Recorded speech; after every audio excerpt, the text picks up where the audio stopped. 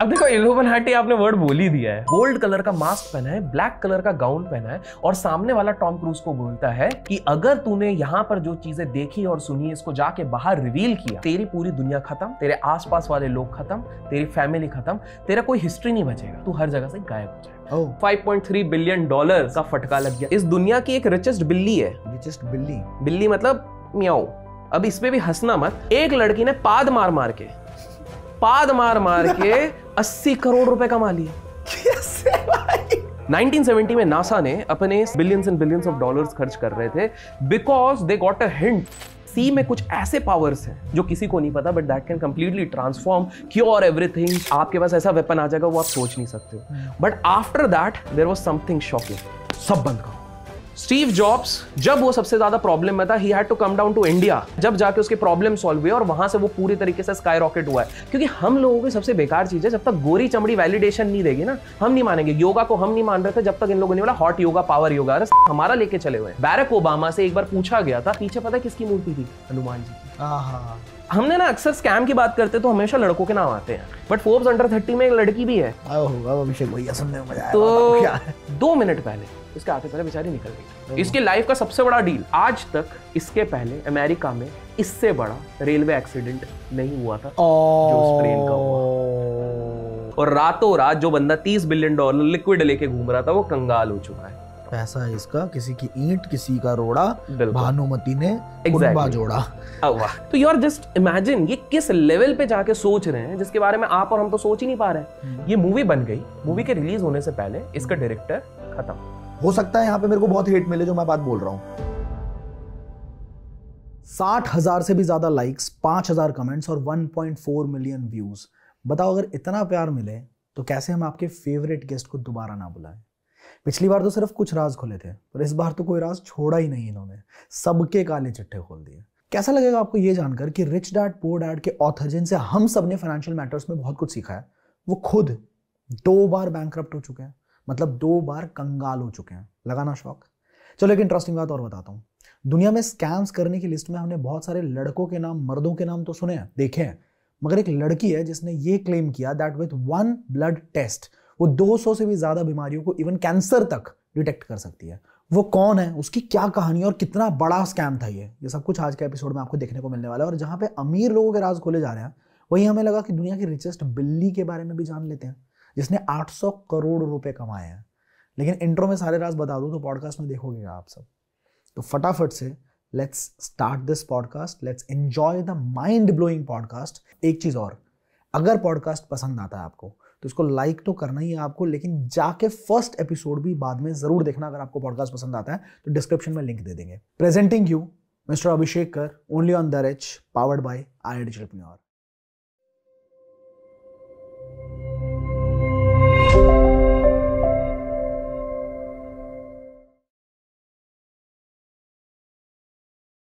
तो बहुत बहुत स्वागत है अभिषेक भैया आपका वापस से द रिच पे, प्रॉपर सेट के साथ। Thank you so much. पिछले बार ये सेट मिसिंग था, हैप्पी की बिकॉज आज हम जिस टॉपिक पे बात करने वाले वो भी कहीं रिच लोगों की साइड के बारे में, और द रिच पे कर रहे हैं। मजा आएगा। पिछले पॉडकास्ट पे जो टारगेट्स दिए थे मैंने, वो सारे टारगेट्स हिट हुए हैं जबरदस्त। अभी मैंने 2000 कमेंट्स बोले थे इनको, 2000 की जगह अभी जब हम शूट कर रहे हैं करंट टाइम पे तो 3700 से ऊपर कमेंट्स ऑलरेडी हैं पार्ट 1 पे। 3700, ठीक है, मायने रखता है। 3700 कमेंट्स नहीं आते बिल्कुल। उसके बाद 15,000 शायद लाइक्स का टारगेट दिया था, 40,000 लाइक्स अभी करंट पे है और 1 मिलियन क्रॉस हो चुका है। और इतने लोगों ने कमेंट करके बोला पार्ट 2 चाहिए, पार्ट 2 चाहिए, पार्ट 2 चाहिए, तो बुलाना पड़ा है। तो शुरुआत में ही पार्ट 2 के अंदर मैंने आपसे बोला था कि आप अपने कमेंट्स लिखना और जो भी रेलेवेंट क्वेश्चंस होंगे उनको मैं पुट करने वाला हूं। तो बीच बीच में पॉडकास्ट शुरू कर रहे हैं, मेरे पास भी बहुत सारे सवाल है, बट बीच बीच में आपके कमेंट्स आपके नाम के साथ मैं पूछने वाला हूं। अभिषेक भैया आपसे रेडी हो? एकदम रेडी है। एंड सबसे पहले थैंक यू सो मच इतना जो प्यार बरसाया, और इस बार भी बहुत सीखने मिलेगा। That is our guarantee. Alright, so पहला क्वेश्चन जो है, मैंने यहाँ पे स्क्रीनशॉट्स ले लिए थे। ओके। तो द CAAKS वर्ल्ड इनका यूजर नेम है, ठीक है। इनका क्वेश्चन है कि क्वेश्चन फॉर पार्ट 2, लोन लेके धंधा करना कितना सही है? Referring to Robert Kiyosaki, he says take loan, buy assets and get rich. How much do you agree to this? हाँ, थोड़ा एलैबोरेट करके बताएंगे जैसे हमेशा बताते हैं सिंप्लिसिटी की तरह। Done. तो पहले थोड़ा रॉबर्ट कियोसाकी को समझना जरूरी है हम सबको, ठीक है। रॉबर्ट कियोसाकी, जिन लोगों को नहीं पता, रिच डैड पुअर डैड के मालिक है। दुर्भाग्यवश शायद ये बहुत लोगों को नहीं पता है कि वे व्यक्ति 2 बार बैंकरप्ट हो चुके हैं। यस, 2 बार बैंकरप्ट हो चुके हैं। $1.2 बिलियन का उन पे कर्जा है। और इसी के साथ जब फोर्ब्स मैगजीन को पूछा गया था कि भाई साहब ये तो बहुत बोलते हैं कि ये तो बहुत बड़ी पार्टी है, बहुत कुछ किया हुआ है इनने, जीवन में उखाड़ा है, तो फोर्ब्स के इंटरनल टीम से ये जवाब आया था कि इनकी किताब आने के पहले इनकी नेटवर्थ की कोई सिग्निफिकेंस ही नहीं थी। जो रिच डैड पुअर डैड जो किताब आई है, एब्सोल्युटली, मतलब कहानियां रची गई हैं कि रियल एस्टेट में इनने बहुत झंडे गाड़े हैं, बट नहीं है। थोड़ा इसको विस्तार से मैं आप लोगों को बताता हूं ताकि आपको समझ में आए कि रॉबर्ट कियोसाकी का थीम क्या है। विद ड्यू रिस्पेक्ट, मैं ये नहीं कह रहा हूं उनसे सीखने नहीं मिलेगा, बहुत कुछ सीखने मिलेगा, लेकिन हमें समझना जरूरी है। हम क्या बहती बहती हवा से जो भी न्यूज आ जाती है हम उसको मान लेते हैं। 1994-1996 के बीच में इनका एक बिजनेस था which was related to wallets. आपको ध्यान होगा उस समय पे वेलक्रो वाले वॉलेट्स बहुत चल रहे थे। वेलक्रो लगता है वो चिपकने वाला वॉलेट, वो चलता था। तो उनने उसका बिजनेस चालू किया था, जो स्टार्टिंग में देखो वॉलेट्स में ना मार्जिन बहुत अच्छे रहते हैं। कोई भी एक्सेसरीज आप लेते हो उसमें मार्जिन काफी तगड़े रहते हैं, बट अनफॉर्चुनेटली उस पर वो इतना प्रॉफिट नहीं कमा पाए, तो वो बैंकरप्ट हो गई पहली कंपनी, ठीक है। इसके बाद इन्होंने एक दूसरी कंपनी चालू करी थी। बीच में इनकी रिच डैड पुअर डैड आ गई, जिसके कारण इनका इमेज बन गया, अच्छी खासी रॉयल्टीज मिल गई कि एसेट्स लो, लाइबिलिटीज मत लो, ये सारी दुनिया भर की कहानियां रची गई, जिसमें कि उन्होंने अच्छा खासा अपना नाम कमाया। स्पीकर सेशंस मिले, स्पीकिंग एंगेजमेंट्स के लिए उन्होंने पैसे चार्ज किए। बट 2019 में उन्होंने फिर से बैंकरप्सी फाइल करी। तो सबसे पहला इस कंपनी में, जहां पर वो सिखाते थे कि आपको रिच कैसे बनना है, मतलब रॉबर्ट कियोसाकी जिस कंपनी के थ्रू आप लोगों को सिखा रहे थे कि रिच कैसे बनना है, वो खुद बैंकरप्ट हो गई, उस कंपनी का दिवालिया हो गया। अब सवाल ये उठता है, ये क्या सीन हुआ था, कैसे हुआ था, किस हिसाब से हुआ था? तो सीन तो एग्जैक्टली वो internal matters I can not discuss over here, that will go wrong. लेकिन आप एक चीज समझो कि वो व्यक्ति जो सबको ये सिखाते हैं कि भैया लाइबिलिटीज मत लो और एसेट्स बढ़ाओ, लाइबिलिटीज मतलब कर्जा मत लो और केवल एसेट्स लो, वो खुद $1.2 बिलियन के कर्जे में। और ये तो अब उन्होंने ओपनली कन्फेस किया हुआ है। जब एक पॉडकास्ट में उनसे पूछा गया कि बॉस हमने सुना है कि आप $600 मिलियन के लोन पे हो, तो कॉन्फिडेंस से वो जवाब देते 600 मिलियन नहीं, $1.2 बिलियन के डेट पे हो। लेकिन इसको आप समझिए, क्योंकि आपका जो पहला सवाल उसका भी मेरे को जवाब देना है। तो पहली चीज तो रॉबर्ट कियोसाकी ने लोन लिए हैं, तो लाइबिलिटीज वाला सीन जो वो सिखाते हैं वैसा एग्जैक्टली है नहीं। उसके बाद उन्होंने आने वाले कुछ पब्लिकेशंस में एडिशंस में चेंज कर दिया, गुड लाइबिलिटी इज गुड, मतलब एक बैड डेट होता है, एक गुड डेट होता है। उन्होंने वहां पर नरेशन चेंज कर दी जो पहले वर्जन्स में नहीं था। उन्होंने अपने हिसाब से कि भाई कल को कोई पता लगा ले कि मैं खुद इतने कर्जे में हूं, तो उन्होंने अपना नरेशन वहां पर बदल दिया।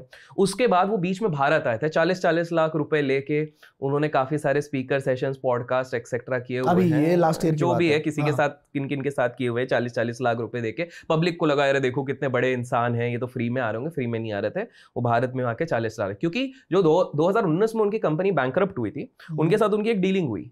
इन्होंने उनको वादा किया कि यार आप टेंशन मत लो, अभी बैंकरप्सी हो गई है पर आपके पैसे सारे वापस मिलेंगे। तो पार्टनरशिप में करा था, मैं जितने स्पीकर एंगेजमेंट करूंगा उसमें हम अपसेलिंग करेंगे। अपसेलिंग मतलब एक आपका बड़ा प्रोडक्ट बेचेंगे, एक बड़ी ट्रेनिंग 1.5-2 लाख, 5 लाख, 10-15 लाख की, और उसका 50-50 कर लेंगे। अब इनने उसमें भी शाणेपंती करी हुई है। ये सेशन तो लेते हैं, अब इनके पास वो जब सेशन स्टार्टिंग में फ्री सेशन पे बुलाते हैं, अपसेलिंग वो 10% टाइम उस कंपनी के प्रोडक्ट के करते हैं और 90% टाइम अपने प्रोडक्ट की करते हैं। तो उनकी लाइबिलिटी तो वहां पे गई, यहां से इनका कैश फ्लो आ रहा है। लेकिन अब ना इनका $1.2 बिलियन कर्जे को समझते हैं ताकि आपके पहले सवाल के जवाब का उत्तर मिले। काफी सारे लोगों को लगता है कि लोन ले लिया मतलब खत्म, नहीं, हर बड़ा बिजनेस लोन पे ही चलता है। दिस इज द रियलिटी, चाहे भारत में ले चाहे विदेश में ले। ये जो $1.2 बिलियन है, इसको एक, अब if you allow I can give an example ताकि लोगों को समझ में आए easily. Let's take an example. आज आशुतोष की नजर पड़ती है, फॉर अंडरस्टैंडिंग से हम स्टॉक पकड़ते हैं, XYZ एक स्टॉक है जिसपे आशुतोष की नजर पड़ी है। आशुतोष बोलता है कि यार ये साल भर में ना, आशुतोष बोलता है कि ये साल भर में 10% का तो रिटर्न देनी है, ठीक है, विच इज वेरी डिसेंट। तो आशुतोष अपना जेब चेक करता है और वो बोलता है सारा बिजनेस में लगा दिया, मेरे पास 20,000 रुपए बचे हुए हैं, ठीक है, पर उसको कॉन्फिडेंस पूरा है। अब देखो 20,000 पे अगर 10% साल का बना है तो आप कितने का प्रॉफिट बनाओगे? 2,000 रुपए। 2,000 रुपए। आशुतोष बोले मेरे को तो पूरा मैंने एनालिसिस करा, ये तो पक्का 10% जाएगी, तो मैं उधार क्यों ना ले लूं? तो आशुतोष क्या करेगा, बैंक के पास जाएगा, बोलेगा मेरे को 80,000 रुपए दे दो। 80,000 रुपए, वो 7.5% फॉर द टाइम बिंग हम ले रहे हैं, 7.5% के इंटरेस्ट रेट पे वो 80,000 रुपीज ले लेगा। तो 80 + 20 आपके पास कितना हो गया? 1 लाख। 1 लाख रुपए हो गए। अब पहले इस कैलकुलेशन करते हैं, 1 लाख का 10% हुआ तो कितना हो रहा है? 10,000 रुपए। 7.5% के हिसाब से आप देते हो तो 6,000 रुपए आपको बैंक को देने अप्रोक्सीमेटली। 80,000 रुपए। आपके पास अभी भी 4,000 का प्रॉफिट हो रहा है। पहले केस में 2,000 का प्रॉफिट हो रहा था, अभी 4,000 का। तो आप उधार लेके भी 2,000, मतलब अपने प्रॉफिट को आपने डबल कर लिया। अभी इसी चीज को एनहांस करके बिलियंस में ले जाओ। तो Robert Kiyosaki is playing a game, जब इंटरेस्ट रेट्स लो थे तो वो सारे बैंकों से उधार ले रहे हैं, और उसके बाद उससे वो रियल एस्टेट में, हमने इधर XYZ स्टॉक का एग्जांपल लिया, वो रियल एस्टेट उसमें भी कमर्शियल प्रॉपर्टीज में पैसा लगा रहे हैं। उनका ये कहना है कि कमर्शियल प्रॉपर्टी अगर 20% से चढ़ी और बैंक को मैं 7.5-8% दूंगा, तो बीच का जो नेट 12% है, मैं बैठे बैठे बिना अपने पैसे लगाए उस चीज पे कमा सकता हूं। पैसा इसका, किसी की ईंट किसी का रोड़ा, भानुमति ने exactly. जोड़ा। वाह क्या बात है। बिल्कुल बहुत सही। बट इसमें क्योंकि हमारे कुछ इंटेलिजेंट लोग होंगे जो बोलेंगे कि बैंक ऐसा लोन ही क्यों देगी भाई, जब उसके पास कुछ है नहीं वो क्यों देगी? कोलैटरल से। हाँ, तो अब इधर है, यूएस में या विदेश में बात करें तो 2 तरीके के लोन्स होते हैं। इसको सिंपल तरीके से बोले, एक कोलैटरलाइज्ड होता है, एक नॉन कोलैटरलाइज्ड होता है। एक होता है जिसमें जैसे हम आपके और मेरे जैसे आम गरीब इंसान जब जाएगा बैंक लेने, तुम्हारा छोड़ दो, हम जैसे हर बार पॉडकास्ट में मेरी खिंचाई करने लग जाते हैं। इन जनरल आम आदमी अगर जाता है, मैंगो पर्सन, तो वो उसको क्या बोलेंगे कि अच्छा तेरे को 1 लाख का लोन चाहिए, 2 लाख का लोन चाहिए, तेरी प्रॉपर्टी के पेपर साथ में गिरवी रख। क्यों? Because bank wants to play safe. कल को ये बंदा अगर अपना पर्सनल लोन नहीं दे पाया तो नीलामी हो जाएगी, सिंपल सी बात है, एग्जाम्पल के तौर पर। तो ये तो कोलैटरलाइज्ड हो गया। जो रॉबर्ट कियोसाकी ने लिया वो दूसरा वाला। अब आप बोलोगे कि इस पे लोन क्यों देंगे? इस पे क्या होता है कि कमर्शियल प्रॉपर्टीज के रेंटल यील्ड्स हमेशा रेसिडेंशियल से ज्यादा होती है। ये तो कॉमन सेंस है। मतलब कोई शॉपिंग कॉम्प्लेक्स लोगे, मॉल लोगे, उसका रेंटल हमेशा ज्यादा रहेगा rather than residential property. Correct है। तो इस पे वो बंदा क्या करेगा, वो अपना थोड़ा सा पैसा लगाएगा, बाकी बैंक से लेगा, और उसी कमर्शियल प्रॉपर्टी को जिसने उसका बैंक से पैसा ऐसा लिया है, उसी को कोलैटरल दूसरे बैंक में बना देता है वो। समझ रहे हैं? मतलब मैंने नोएडा में एक प्रॉपर्टी खरीदी, अपना थोड़ा पैसा लगा के दूसरे बैंक से पूरा पैसा लेके मैंने उसको अपने नाम पे कर दिया, अब इसका कोलैटरल लेके दूसरा कर लो। और यही मैं गेम खेलते जा रहा हूँ। क्या चीज है यार, मजा आता। मतलब लोगों ने इतनी उसकी खिल्ली उड़ाई कि अरे ये देखो इतना कर्जे पे, वो दिमाग ही नहीं सोचा। और इसीलिए रॉबर्ट कियोसाकी ने ये स्टेटमेंट दिया, if I go under the banks will also go under. अब इसको ऐसे सोचो, जब भी कमर्शियल प्रॉपर्टीज के लिए कोई भी बैंक लोन देगी, वो आंख बंद करके नहीं देगी। उनके IIM के ग्रेजुएट्स होंगे, इंडिया की बात करें तो IIM IIT के ग्रेजुएट्स होंगे जो पूरे एनालिसिस करेंगे, रिपोर्ट बनाएंगे, लोकेशन देखेंगे। नहीं भैया, इधर से तो पैसे निकलने ही है, अगर ये बंदा नहीं दे पाया तो हम इसकी नीलामी कर देंगे, पूरा पैसा रिकवर हो जाएगा। तो ऐसे आंख बंद करके तो करेंगे नहीं। तो वो लोगों ने अपनी रिसर्च करी हुई है, और कल को मान लो पूरी दुनिया में रिसेशन आ गया और इसकी प्रॉपर्टी नहीं बिक रही है, तो पूरे बैंक अपने बंदों को बिठाएगी कि कहीं से निकालो, क्योंकि अमाउंट छोटा मोटा नहीं है, $1.2 बिलियन है। तो सारे तो रॉबर्ट कियोसाकी को फ्री में उसके टीम काम करने के लिए फाइनेंशियल एडवाइजर बैंक के मिल गए कि बेचो अब तुम्हारे ऊपर, तुम भी कमाओ, हम भी कमाओ। और वो इसलिए इतना कॉन्फिडेंस है कि मेरे को डूबने नहीं देंगे। तो बंदे ने पहले कमर्शियल प्रॉपर्टी पे खेला, दूसरी बात वो अपने इंटरेस्ट रेट को डबल कर रहा है। मैंने जैसा आपको एग्जांपल लिया, वो 20,000 और 80,000 रुपए वाला एग्जांपल अपन ने ले लिया, 10,000 और ये वाला एग्जांपल ले लिया। तीसरी चीज रॉबर्ट कियोसाकी ने ये दिमाग लगाया, जो ये शायद लोग सोच नहीं रहे, कि भैया मेरी उम्र वैसे भी हो गई, मैं अच्छी खासी उम्र का हो गया हूँ, कैश फ्लो आता रहेगा, मैं अपनी जीवन जीऊंगा, यॉट है मेरे पास, गाड़ियां हैं, बंगले हैं, सब है, 2 बार बैंकरप्सी फाइल कर चुका हूं, मेरे को डर नहीं है किसी चीज का, तुमको जो करना है करो। सो बेसिकली आपके अगर जो दर्शक ने ये सवाल पूछा है उनका आंसर दें, तो लोन लेना जरूरी नहीं है, जितना हो सके बूटस्ट्रैप करो। हमारे देश की जो सबसे बड़ी ब्रोकिंग कंपनी है ज़ीरोधा, उनके दोनों फाउंडर्स ने बूटस्ट्रैप किया है, मतलब एक पैसा मार्केट से नहीं उठाए, अपने जेब से पैसा लगा के उन्होंने पूरी कंपनी इतनी बड़ी बनाई और बिलियनर बने। तो इट्स नॉट नेसेसरी कि आप उस चीज को पैसा कहीं से उठाओगे तभी करोगे। लेकिन दैट बीइंग सेड, अनफॉर्चुनेटली या फॉर्चुनेटली हमारे दुनिया के आज के सबसे रिचेस्ट लोग जितने भी हैं, द रिच लोग जितने भी हैं, उन सब ने पैसा मार्केट से उठाया है, उधार लिए हैं और उसको उनने बड़ा बनाया, लेकिन they had a solid plan. तो अगर इनके पास कोई सॉलिड प्लान है तो बिल्कुल कर सकते हैं। Robert Kiyosaki is a master guy, जो अब आप लोगों को समझ में आ चुका होगा। यूपीएससी की जब तैयारी करते हैं तो बताया जाता है कि भाई तुमको ना एक चीज को अलग अलग एंगल से, हर एंगल से सोचने की जरूरत है, तब जाके तुम इंटरव्यू को क्वालिफाई, अगर तुम बन भी गए गलती से आईएएस, तो विश्लेषण करने की जरूरत है अलग अलग एंगल से। ये तो परफेक्ट एग्जांपल, आपने यूपीएससी ट्राई क्यों नहीं? अरे नहीं यार, इंटरेस्ट नहीं था, घर वाले तो पढ़े ही थे क्योंकि सरकारी नौकरी करनी जरूरी रहती है, बट नहीं किया। बट आशुतोष, मैं इस पे थोड़ा सा ऐड कर दूं, क्योंकि इधर से आपने ये जो सवाल पूछा बड़ा इंटरेस्टिंग पूछा है। इफ यू अलाउ मी, है ना, क्योंकि इसका दूसरा साइड भी देखना जरूरी है, क्योंकि यार मेरे को ऐसा लगता है ना कि आपकी ऑडियंस समझदार है एंड काफी एम्बिशियस है, मैं मानता हूँ काफी एम्बिशियस है, तो हम नहीं चाहते कि एक ही साइड दिखाए कि रॉबर्ट कियोसाकी कैसे क्लासिकल एग्जाम्पल बना। मैं एक दूसरा साइड दिखाना चाहूंगा जिसके बारे में बहुत लोगों को पता नहीं होगा, ठीक है। तो एक बंदा था बिल हुआंग करके। अब ये बंदा बड़ा स्मार्ट था, दिमाग वाला था, और ये बहुत गरीब घर से पैदा हुआ था। इसके पिताजी जो थे वो जो चर्च में फादर बोलते हैं उस हिसाब से वो थे, तो मतलब पादरी थे, तो वो काफी ज्यादा रिलीजियस थे, और उनकी mom was a house maker इस तरह से। तो कहीं ना कहीं इनके अंदर काफी ज्यादा ये सेंटिमेंटल ये चीजें थी कि यार लीगल होके करना है, सब कुछ अच्छे करना है, ऑल्दो उन्होंने काफी उल्टे पुल्टे कर दिए, बट जो भी उनकी शुरुआत वैसी हुई थी। अब ये व्यक्ति क्या होगा, ये चाइना में इनने पूरा डंका लगा दिया था अपना, मतलब बहुत तगड़े वाले बंदे बन गए थे। इसके बाद क्या हो गया था कि कुछ साल बाद एक ना हमारे बहुत कम लोगों को पता होगा, हमारे दुनिया के जो सबसे बड़े इन्वेस्टर्स हैं वो एक क्लब से निकले। रॉथस्चाइल्ड? नहीं, अभी तक उधर नहीं है। मैं इन्वेस्टर की बात कर रहा हूं, मैं कंट्रोलर्स की बात नहीं कर रहा हूं, उस पे आएंगे आएंगे। वो है टाइगर क्लब। अच्छा, हाँ, उनको इन सारे को बोलते हैं टाइगर कब्स, क्योंकि टाइगर के बच्चे कब्स हो गए, तो टाइगर कब्स। तो दुनिया के जो सबसे बड़े इन्वेस्टमेंट बैंक्स हम देखते हैं, इनमें कहीं ना कहीं कोई डायरेक्टर होगा, कोई वाइस प्रेसिडेंट होगा, ये टाइगर कब्स होते हैं। ये बंदा बिल हुआंग भी एक टाइगर कब था, ठीक है। तो इसको दिया गया था कि तुम साउथ एशिया का फंड चलाओ, ठीक है, साउथ एशिया का फंड चलाओ। आई थिंक सिंगापुर से चला रहे थे, तो ये बढ़िया शेयर वेयर उठा रहे हैं, साउथ एशिया में इनकी पकड़ अच्छी थी और बना रहे थे, पैसे बना रहे थे, इन्वेस्टर को उससे मतलब है, बहुत तगड़ा रिटर्न बना रहे थे। फिर इन्होंने एक गलती करी थी, I think so let 90s में। इन्होंने क्या कर दिया, इन्होंने बहुत सारा शेयर्स एक पर्टिकुलर कंपनी की उठाने लग गए, ठीक है, और उस कंपनी के हवाले निकल गए। अच्छा। जिसके चक्कर में इनकी पूरी जो इनने आज तक संपत्ति इन्वेस्टर्स की बनाई थी सब उड़ गई। जिसपे कि लोगों ने केसेस किए, ये किए, रेगुलेटर्स उनके साथ वो पीछे पड़े, पेनल्टी दिया, निकल गए वहां से जैसे तैसे करके। लेकिन सबने यही सवाल उठाया, क्योंकि इन्होंने एक मिस्टेक क्या कर दी थी, इनको बोला था साउथ एशिया में पैसा लगा, पैसा ज्यादा होता है ना तो इंसान का दिमाग भंड हो जाता है, वो बंदा जाके यूएस में पैसे लगाने लग गया। अब एक बात बताओ, आपके भी काफी दर्शक पूछते होंगे कि भैया हमको यूएस मार्केट में पैसा लगाना चाहिए क्या, पूछते हैं बिल्कुल, है ना। मेरा एक सिंपल सा है, डाइवर्सिफाई के लिए बिल्कुल लगाओ, लेकिन मैं इसको एक चीज बोलूंगा, आशुतोष आपको बेटर क्या पता होगा, आपके पड़ोस में क्या हो रहा है वो ज्यादा बेटर पड़ा होगा, है ना। तो ये उस हिसाब से आपको सोचना पड़ेगा, क्योंकि मैं टेक्निकली अगर सोचूं, मुझे ये ज्यादा बेटर पता होगा कि पुणे में क्या हो रहा है, रैदर देन अगर कोई मेरे को पूछेगा कि भैया अफ्रीका में क्या चल रहा है, मैं वो तो गूगल से ही देखूंगा क्या चल रहा है। तो एब्सोल्युटली मैं अगर इन्वेस्ट करना चाहूंगा रियल एस्टेट, तो मैं पुणे प्रेफर करूंगा ना। I wouldn't prefer a south African place until unless मेरे बहुत तगड़े न्यूजीलैंड में जाके जमीन ले रहा है। Absolutely. And by the way याद दिलाना, पॉडकास्ट के न्यूजीलैंड से भी कुछ एक इंटरेस्टिंग चीज है, बाद में याद दिलाना। अरे चलो डन है, उस पे बहुत तगड़ा वाला चीज है, मतलब रिच लोग कैसे सोचते हैं ना, आपका दिमाग हिल जाएगा, ठीक है, ये पता चलेगा। Anyways, coming to this point, तो ये बंदे ने वो उड़ा दिया, फिर शांति से बैठा, बट फिर वापस अपना धंधा शुरू कर दिया, ठीक है।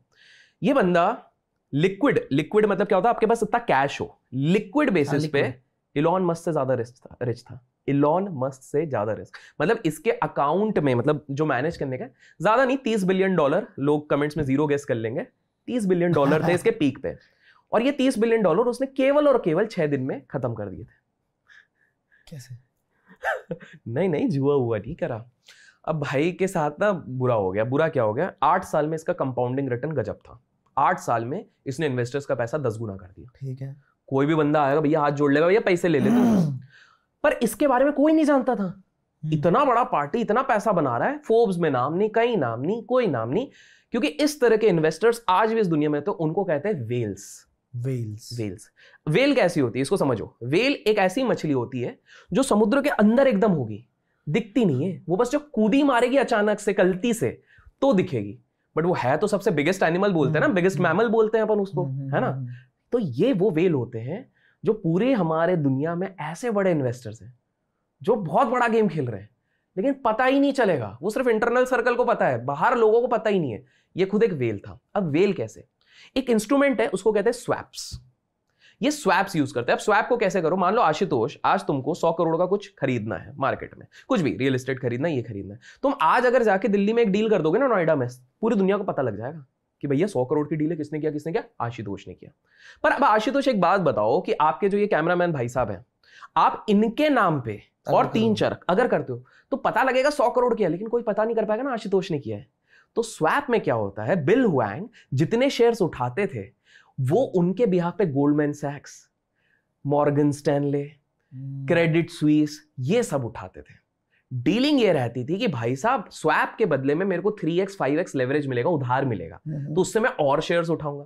तो ये बंदा एक बेट लगाने लग गया। एक कंपनी थी, आई थिंक सो वाईकॉम नाम की कंपनी थी वहां की, ठीक है, जो लिस्टेड है, तो उस हिसाब से वो करने लग गए। अब क्या हो गया कि इनने जब उठाना शुरू किया तो शेयर तो ऊपर जा रहा है, क्योंकि बड़ा बड़ा पैसा लगे हर जगह से उठा रहे हैं, और इनको ना विनिंग कर्ज लग गया। विनिंग कर्ज कैसे हो गया कि जब ये इतना ऊपर गया तो जो उस कंपनी के प्रमोटर और डायरेक्टर थे वो खुद हैरान हो गए, साला हमने ऐसा क्या किया जी ये शेयर इतना ऊपर भग रहा है, और उनको हजम नहीं हुआ। तो उनने मीडिया स्टेटमेंट देके बोल दिया कि यार हमारा तो, हमको भी उम्मीद नहीं था, इतना डबल ट्रिपल हो जा रहा है पैसा, तो हम ना अपना कुछ स्टेक तो बेच रहे हैं।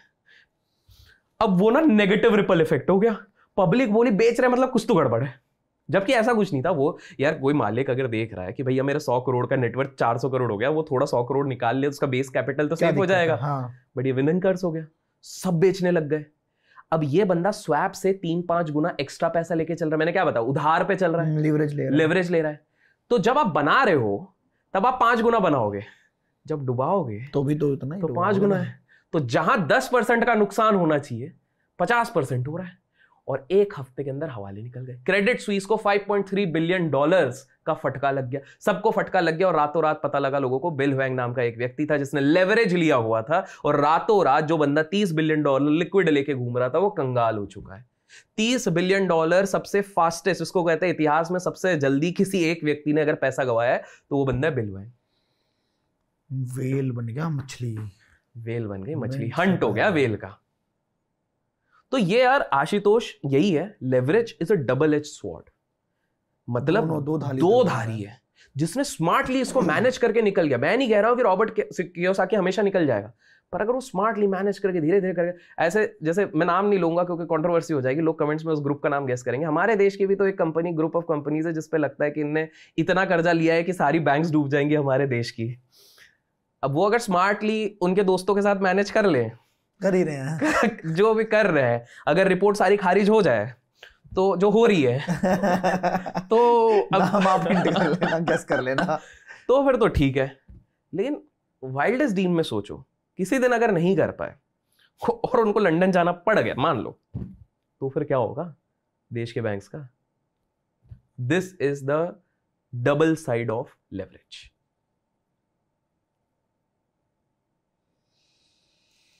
और बताओ और बताओ मुझे, और अमीर लोग क्या, अभी भारत में भी कुछ केस हुआ ना अभी, मतलब जो मतलब मुद्दा यह है कि जो दिख रहा है ना सच कभी है ही नहीं, वो एब्सोल्युटली इल्यूजनल दुनिया है ये। अभी तो कंट्रोवर्सीज भारत में और भी बहुत सारी चल रही हैं, बिल्कुल चल रही हैं लेवल पे यार। इसको ना एक सिंपल सा है, आप ऐसा समझो हमारे देश में ना 3-4 चीजें चलती हैं, ठीक है, जो सारे रिच लोगों को ने पकड़ ली। हमारे देश की बात कर रहा हूँ, वो 3-4 चीजें क्या है, ठीक है। पहला होता है बीइंग डिवोशनल, एस्ट्रोलॉजी एंड भगवान को भी बिजनेस बना दिया यार, है बिजनेस बना दिया है। मतलब टू बी वेरी ऑनेस्ट, लोग पर्ल बेच रहे हैं, ये बेच रहे हैं जो नकली हैं, ये प्रॉब्लम है, बिल्कुल नकली है, कोई लेजिट नहीं है। 1.5 लाख 2 लाख 5 लाख अपने हिसाब से बेच रहे हैं। बाबा लोगों में भी I would say to be very honest केवल 5% बाबा हैं जो ऑनेस्ट हैं, बाकी सारे इस तरह की चीजें करी हैं। तो एक तो हो गया डिवोशनल, दूसरा हो गया भाई सबका भगवान है जो सारे बिजनेसमैन ने निकाल लिया। इसलिए आप देखोगे सबसे ज्यादा बेटिंग भी उसी चीज में होती है, सबसे ज्यादा टीम्स भी उसी में खरीदी जाती हैं, और सबसे ज्यादा गड़बड़ी भी उधर होती है, दैट इज क्रिकेट भैया भगवान है। एक बंदा आज के समय पे अगर जॉब जा रहा है ना, वो जॉब उस दिन नहीं जाएगा जिस दिन वर्ल्ड कप का मैच है इंडिया वर्सेस पाकिस्तान, वो जॉब छोड़ देगा। एक दिन की उसकी सैलरी जा रही 6,000 रुपए, उसको फर्क नहीं पड़ रहा, मेरे को इंडिया वर्सेस पाकिस्तान जाना है, भगवान बना लिया है। तीसरी चीज जो उन लोगों ने एक भगवान बना के रखी हुई है वो है आपका जो बोलते हैं एस्पिरेशंस। हाँ, एस्पिरेशंस बेची जा रही है, मोटिवेशन, इंस्पिरेशन। गाइस आप ये कर लो तो आपके पास कल के कल लैम्बोर्गिनी आ जाएगी, गाइस आप मेरा कोर्स ज्वाइन कर लो तो कल के कल आप अंबानी बन जाओगे। भाई तू क्यों नहीं बन रहा? सिंपल सी बात है। तीसरा हो गया, इसमें मुझे ये चीज समझ में नहीं आती, अगर कोई बोल भी रहा है, ठीक है, अगर कोई इंसान बोल भी रहा है, यार मुझे तो अपना पता होना चाहिए ना। I need to locate myself. मेरे को अगर पता है कि मैं उस लेवल का बंदा नहीं हूँ, मेरे को मेरी बुद्धि तो बढ़ानी पड़ेगी ना। अगर बचपन से ही मैं एक एवरेज स्टूडेंट रहा हूँ, मेरे को लिखने में दिक्कत हो रही है, मैं सही तरीके से एंटरप्रेन्योर की स्पेलिंग नहीं लिख पा रहा, मैं जहाँ भी हूँ वहाँ अपनी वजह से हूँ ना। कह रहा है कि भाई साइकिल वाले को बोल दिया, रिक्शे वाले को बोल दिया और ठेले वाले को बोल दिया कि तू अमीर बन जाएगा, तो भाई ठेले वाले को समझना चाहिए ना, वो तो बेवकूफ़ जो बना रहा है वो बनाएगा। हो सकता है यहाँ पे मेरे को बहुत हेट मिले जो मैं बात बोल रहा हूँ, जो बेवकूफ बनाने वाला है वो बनाएगा, बट मेरे को ये समझना पड़ेगा कि आज जो मेरा लेवल है, मैं शायद किसी रीजन से हूँ, बचपन से मैंने पढ़ाई नहीं करी, मुझे ग्रो करना पड़ेगा अपने लेवल ये बिल्कुल सही बात है। मेरी ग्रोथ होगी, दिमाग की ग्रोथ होगी, तभी पैसा आएगा। लेकिन पता है उनको कहानियां भी ऐसी बेची जाती है जो अनफॉर्चुनेटली रियल लाइफ है। मैं 2 किस्से बताता हूँ, सिंपल सा है। आपको पता है आशुतोष इस दुनिया की एक रिचेस्ट बिल्ली है। रिचेस्ट बिल्ली? बिल्ली मतलब मियाओ, बिल्ली। हाँ बिल्ली। 800 करोड़ कमा चुकी है वो बिल्ली। क्या करती है वो बिल्ली? दूध का ट्रेड करती है क्या? इधर से दूध। उस बिल्ली का नाम है नाला। अच्छा जी। एक बिल्ली है जिसका नाम है नाला। कुछ लोग हंसेंगे लेकिन गूगल जाके कर लो, आपको मिल जाएगा। नाला। नाला। और वो दुनिया की रिचेस्ट बिल्ली है क्योंकि उसके नाम पर उसके खुद के प्रोडक्ट्स चल रहे हैं। इंस्टाग्राम पे वो आपके और मेरे टोटल कर लो उससे ज्यादा उसके फॉलोअर्स हैं नाला के। कौन बेच रहा है पीछे? कौन है? मैं नाले में डूब के एक बंदा है जो अपने आप को ज्यादा रिवील नहीं करता। अब एक बात बताओ, अगर कोई मोटिवेशनल स्पीकर आके आपको ये बोलेगा कि एक बिल्ली है जो 800 करोड़ कमा ले रही है और तुम लोग क्या कर रहे हो, उठो, तो फिर तो कैसे लगेगा? आप बताओ, सिंपल सी बात है। तो लोगों को कुछ तो भी कहानियां और एक्चुअल में हो रही है। Insane. This is just imagine, एक बिल्ली नाला नाम की 800 करोड़ कमा रही है। अब क्या बोलो? ये छोड़ो, कोविड का समय याद है, लोगों के पास रोजगार ही नहीं थी। एक लड़की ने, अब इस पे भी हंसना मत, आप जाके गूगल कर लेना, एक लड़की ने पाद मार मार के 80 करोड़ रुपए कमा लिए। कैसे भाई? भाई तुम क्या वेस्ट कर रहे हो अपने पाद को? तो कॉमेडी पॉडकास्ट हो गया है सुबह से शाम तक भाई। क्या नाम था यार वो फाट वाली लड़की का? छोड़ो देख लेंगे, आप गैस करके बताना। सच आप गैस करके देखना उसने क्या किया। मतलब people have gone insane in the world of digital world. सब इनसेन हो गए। माराटोना करके कुछ तो भी नाम था, आप जाके सर्च करना, the girl who made money through farting. आप ऐसे जाके सर्च करो। वो बंदी पादती थी और एक जार में क्लोज करती थी और उसका एनएफटी बेचती थी और लोग उस जार को खरीदते थे। भाई साहब ये क्या हो गया? मतलब उसके पाद में और हमारे पाद में क्या डिफरेंस है? मतलब हंसी आ रही है, लेकिन आप सोचो अपन को इतनी हंसी आ रही है तो लोगों का मस्तिष्क कहां तक पहुंच चुका है, ब्रेन वॉश कहां पर हो गया। Can you just imagine, Ashutosh आज घर पे बैठा हुआ है और वो पाद खरीद रहा है। अच्छी पीछे वाले भी हंस रहे। स्टेफनी माटो उसका नाम था, जो है लड़की पाद बेच के, आप गूगल कर लो आपको जाके मिलेगा। And by the way Ashutosh, हंसी हमको बिल्कुल आ रही है, लेकिन मैं पॉइंट ये बता रहा हूं कि पीपल हैव गॉन इनसेन। यार आप बताओ यार, this does it make sense? मैं बोलूंगा कि अगर बंदा अगर किसी को 50 लाख, 5 लाख, 1 लाख, 10,000 भी दे रहा है ना, वैल्यू के लिए दे। भाई साहब अगर तुम 10,000 एक एक्सेल सीखने के लिए भी दे दो, जो भले गूगल पे अवेलेबल है, मैं बोलूंगा कुछ तो करा। चल भाई पैसा दिया। देखो वो जिम वाला सिस्टम है, हर जिम वाले को पता है वो हर न्यू ईयर पे निकालेगा एक एनुअल प्लान। करेक्ट। और ये जिम वालों ने, ओनर्स ने, बड़े जिम के ओनर्स ने खुद ने बोला है हम इसको 50% डिस्काउंट पे बेचते हैं क्योंकि हमारे सबसे ज्यादा सेल इसमें होती है, बिकॉज वी आर 100% श्योर कि पहले महीने के बाद 70% ड्रॉप होने न्यू ईयर रेजोल्यूशन लेंगे। आप न्यू ईयर के पहले 2 दिन देखो जिम की भीड़, भैया न्यू ईयर रेजोल्यूशन, बॉडी बनाएंगे, ये बनाएंगे, वो बनाएंगे। चौथे दिन से आपको इक्विपमेंट खाली मिलने। तो पॉइंट ये है कि वी हैव गॉन को तो भीड़ नहीं मिलेगी, 31 को एक हाँ बस 31 को पार्टी, फर्स्ट को भीड़ नहीं, उसके बाद फिर थोड़ी न्यू ईयर रेजोल्यूशन। तो पॉइंट है पीपल हैव बिकम इनसेन। तो गलती सिर्फ बेचने वालों की नहीं है, गलती खरीदने वालों की भी है, जो अपने इंटेलेक्ट का इस्तेमाल नहीं कर रहे हैं, जो इस्तेमाल नहीं करे विजडम। और मैं एक सिंपल सोल्यूशन देता हूं आपके सारे व्यूअर्स को, जिस सोल्यूशन को अगर उन्होंने आज अपना लिया, क्योंकि ये सारे द रिच लोग अप्लाई करते हैं, जो हमारे देश में दुर्भाग्यवश मानते नहीं क्योंकि वेस्टर्न्स ने हमारा दिमाग खराब कर दिया। You will be shocked. Do you want to know? कौन सी ऐसी एक चीज है जो हर रिच बंदा करता है, जिसके बारे में ओपनली भली बात नहीं करे? They follow spirituality. They follow spirituality. आप किसी का नाम बोलो, मैं गिनती के अब आपको 5-6 फटाफट नाम बताता हूं, आप लोग जाके चेकआउट कर लो, आपको पता लग जाएगा। ठीक है? स्टीव जॉब्स, जब वो सबसे ज्यादा प्रॉब्लम में था, he had to come down to India कि भाई मेरी कंपनी बहुत बुरे प्रॉब्लम में है। स्टीव जॉब्स एप्पल का मालिक है, वो इंडिया आया है, नीम करोली बाबा जी के आश्रम पे गया है उत्तराखंड में जो है, जब जाके उसके प्रॉब्लम सॉल्व हुए और वहां से वो पूरी तरीके से स्काई रॉकेट हुआ है। नीम करोली बाबा के बारे में जब Steve jobs on his death bed, जब मरते वक्त सामने वाले से अगर कोई सजेशन लेने आएगा, बोलेगा जीवन ऐसे जी, जीवन ऐसे जी। मार्क जकरबर्ग के ऊपर केस चल रहा है, फेसबुक का मालिक, वो बोलता है भाई सब कुछ बंद कर, तो इंडिया जा, नीम करोली बाबा की समाधि उधर है, वहां पर जाके मत्था टेक। नीम करोली बाबा के पास मार्क जकरबर्ग आता है। बीटल्स नाम का एक बैंड है। ऋषिकेश पता है फेमस क्यों हुआ था?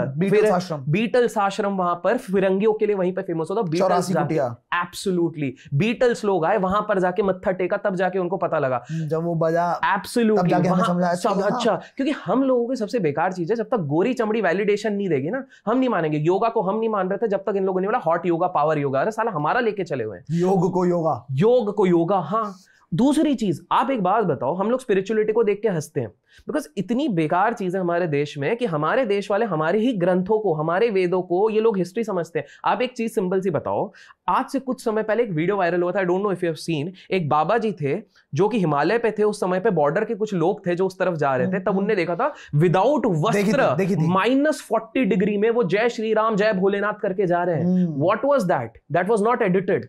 The German shepherd was there, एक कुत्ता था जर्मन शेपर्ड, वो सब पे भौंकता, उन पे नहीं भौंक रहा है because animals have a very good sense of absorbing vibrations, पता लग जाती है। अगर यही वाली चीज वो आर्मी वाले ने नहीं की होती ना, आपने और मैंने शूट किया होता ना, तो बोलते फेक है, एडिटेड है, एआई है। थैंकफुली वो एक हमारे जवान ने करी थी जिसके कारण लोगों ने बिलीव किया। बट देन अरे इससे तो वो फ्रॉस्ट बाइट हो जाएगा, पांव हो जाएगा, वो हो जाएगा, उनको कुछ नहीं, वो मजे से झूम रहे। यार अपन दिल्ली की ठंड में अपनी एक हालत हो रही है, सुबह हम पॉडकास्ट के पहले जॉगिंग करके आ गए हैं दिल्ली की ठंड में हमारी ये हो रही है, वो बंदा -40 डिग्री पे bare body. Why? This is spirituality. तो ये बाबा के हो गए। मैंने कुछ बिलियनर्स बनाए, मुकेश अंबानी जी के केस में आज भी बोलते हैं कि जब भी इनका कोई बड़ा प्रोजेक्ट होता है, नीता अंबानी जी अपने घर पे एक बहुत बड़ी आरती करते हैं और आप सभी को पता है वो लोग भगवान के दर पे, वो और अमिताभ बच्चन बहुत बार जाते हैं। तो what is this? This is spirituality. Gautam Adani again spirituality. So talking about our billionaires, talking about even US के बिलियनर्स, बैरक ओबामा से एक बार पूछा गया था और उनसे एक इंटरव्यू चल रहा था, पीछे पता है किसकी मूर्ति थी? हनुमान जी की। तो यार पॉइंट है कि भाई आपको इंडिकेशंस मिल रहे हैं। और देखो सिंपल सी बात है, मेरे पास अगर कोई तरीका है कि मैं अगले 25 साल में 200 500 करोड़ कमा लूंगा, तो मैं ओपनली क्यों बताऊं? So they know their secret is spirituality. हर बंदा नहीं बताता ना, हर बंदा नहीं बताएगा। There are some good people जो ओपनली आके बताएंगे। तो द रिच होने के लिए सबसे ज्यादा इंपॉर्टेंट है स्पिरिचुअलिटी।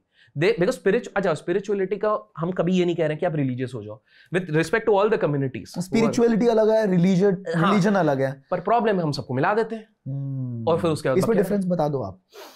देखो यार, spirituality is a very wide subject. मैं भी उस पे एक्सपर्ट नहीं हूं। आपके गेस्ट काफी सारे आप लाते हो, which I would suggest people should watch all those podcast. जितने लोगों से मैंने सुना है मैं बताता हूं। हाँ आप बताओ, आप you would be in a लोगों से मैंने सुना है, just because I have been in conversation with those people. Correct. तो जो फर्क है, बस इतना सा फर्क है कि स्पिरिचुअलिटी मतलब आप उस सुप्रीम पावर से कनेक्शन बनाना है, और रास्ते बहुत सारे हैं। जैसे पहाड़ पे चढ़ते ना अपन, तो अगर मैंने बोल दिया कि भाई यही रास्ता है, तो यही रास्ता मेरा कहा हुआ सत्य नहीं है, पत्थर की लकीर नहीं है। रास्ता दूसरा भी हो सकता है, रास्ता तीसरा भी हो सकता है। अघोरी बाबा है, वो अलग तरीके से स्पिरिचुअलिटी तक पहुंचते हैं, ऊपर वाले तक पहुंचते हैं, ठीक है। उनका रास्ता है कि हम मतलब कुछ भी करेंगे, अघोर, ठीक है। और कुछ लोग हैं जो सात्विक तरीके से पहुंचते हैं।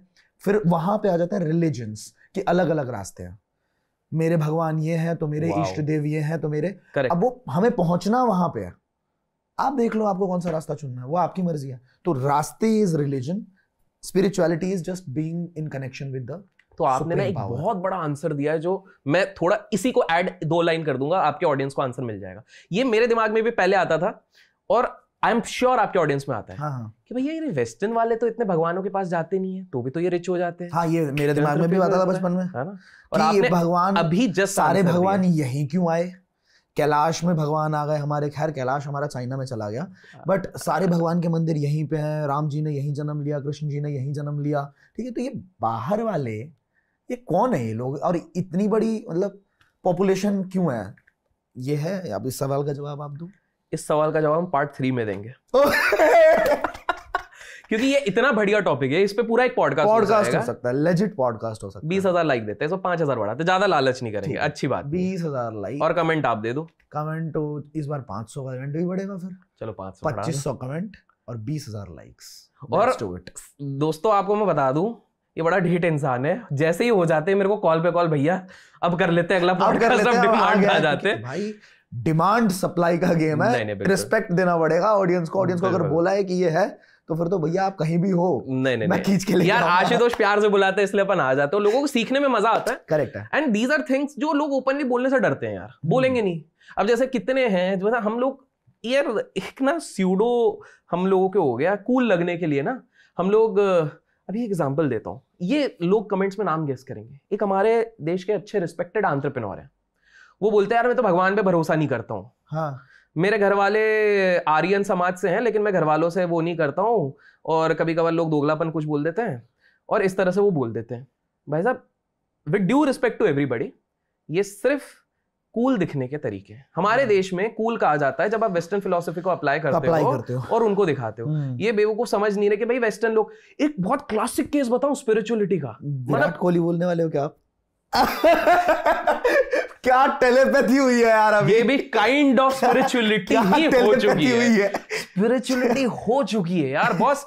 मतलब आप लोगों के साथ लाइव एग्जांपल, और हमने ये डिस्कस नहीं किया, अभी डिस्कस कुछ भी नहीं किया। जस्ट मेरे दिमाग में भी वही आया, आपके दिमाग में भी वही आया। Classic example. सो यार आप पॉइंट देखो, विराट कोहली की life has turn 360 degree the moment he visited Mahakal मंदिर। एंड आई वुड से यार people just go and research यार, ये सिर्फ सुनने में मजा नहीं आएगा। I want people to go and search what, क्योंकि विराट कोहली के सब फैन हैं, ठीक है। हाँ। और मैंने खुले में बोला था, आई एम नॉट पूजा पाठ टाइप्स। एब्सोल्युटली। तो मैंने और हमने वो बात भी करी है कि भैया एस्पिरेशन चलता है, उसके बाद बॉलीवुड चलता है, क्रिकेट चलता है, और उसके बाद आपका डिवोशन चलता है। ABCD ये 4 चीजों से इंडिया चलता है, सारा बिजनेस चला रहे हैं, है ना। एस्पिरेशन बेचो, बॉलीवुड बेचो, क्रिकेट बेचो, डिवोशन बेचो, बाबा लोग बेच दो, एस्ट्रोलॉजी बेच दो। तो भैया यहाँ पर तो हम क्रिकेट जो सेकंड है उसी का आपको एग्जांपल दे रहे हैं। कोहली जी जाके आप सर्च करो एंड यू वुड रियलाइज कि भगवान के दर पे जाते हैं उनकी लाइफ कितनी 360 डिग्री चेंज हुई है। चेंज्ड हिज फिटनेस, ही चेंज्ड हिज एवरीथिंग चेंज हुआ है। तो पॉइंट है, इंडिकेशन ना बहुतों ने दिए हुए, हम पकड़ नहीं रहे। हम वो रैट रेस पे लगे पड़े हुए हैं, हम नेगेटिविटी में लगे पड़े हुए हैं। मीडिया को तो बनाया उसी के लिए, ए भैया इसको मारो, उसको पेटो, ये करो, वो करो, इसकी बुराई करो, ये करो, सब इसी में लगे पड़े। The main thing is, the crux is just follow the path of spirituality if you want to become rich. एक चीज दोस्तों ना 2024 के एंड में मैं आपको बताऊंगा, कुछ चीजें मैंने भी फॉलो करनी शुरू करी है अभी। मैं चाहता नहीं हूं कि मैं सबको खुल के ढूंढ पीट के बताऊं, अभी नहीं बताऊंगा, मैं भी सुनूंगा। हाँ, लेकिन 2024 के एंड में विथ द रिजल्ट्स, क्योंकि I have started feeling the results.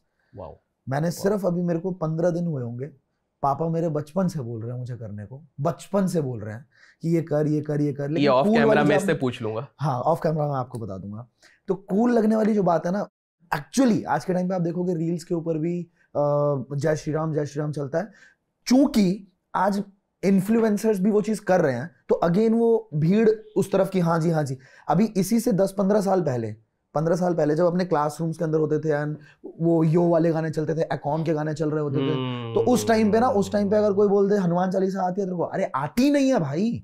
Hanuman Chalisa किसी को रटा हुआ हो तो मेरा नाम बदल दो आप। बहुत कम लोगों को होता है, ऐसा भी नहीं होता। इस चीज में तो मैं क्रेडिट दूंगा for influencers like you as well, because Ashutosh के आप देखो जो ये सिंगिंग में मेजरली करते हैं, दैट इज डिवोशनल। तो कहीं ना कहीं ये उसके कारण भी, because he understands the responsibility towards the audience also, कि यार मेरे को सही राह भी दिखाना है, जो कोई नहीं दिखा रहा वो दिखा रहे हैं। तो just like Ashutosh, there are other influencers also. तो ये उस चक्कर में, ये तो कूल बनने के लिए नहीं, सोशल मीडिया पे नहीं, ठीक है, कमेंट्स करने के लिए नहीं, अपनी लाइफ में उतारना पड़ेगा। तुम्हारा दिमाग जो क्लैरिटी देता है ना भाई, जस्ट 15 डेज, और मुझे कुछ फील हो रहा है, वाकई में फील हो रहा है। मेरा शेड्यूल भी आपने देखा होगा, 1 जनवरी से 5 बजे उठना। तो कोई भी आ रहा है ना यहाँ पे, अगर कोई इंसान भी आ रहा है, कल शूट चला है 11 बजे के आसपास, ठीक है, तो उसमें बोला जाता है कि चलो भैया अभी ना थोड़ा माहौल अच्छा हो रहा है, रात को घूम के आते हैं, ये करते हैं।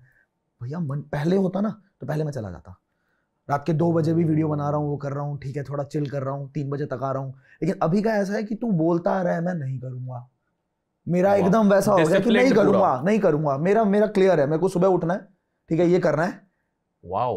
तो this is the change that I am feeling in my self. क्या कर रहा हूं मैं 2024 के एंड में बताऊंगा, और क्या होगा उससे मैं खुद कर रहा हूं 2024 में क्या होने वाला है। अब लेट्स सी। नहीं, आई एम प्रीटी श्योर कि आशुतोष मिरेकल्स विल हैपन, और इसी को मिरेकल्स कहते हैं। ये जो करोगे, ये एफर्ट्स विद स्पिरिचुअलिटी क्या ईंधन है यार, ईंधन है, सच में ईंधन है। पैसा जितना मर्जी छाप लो, गाड़ी अपने पास है, बिना ईंधन के गाड़ी कैसे चलाओगे? सही, ये सबसे टॉप फ्यूल है।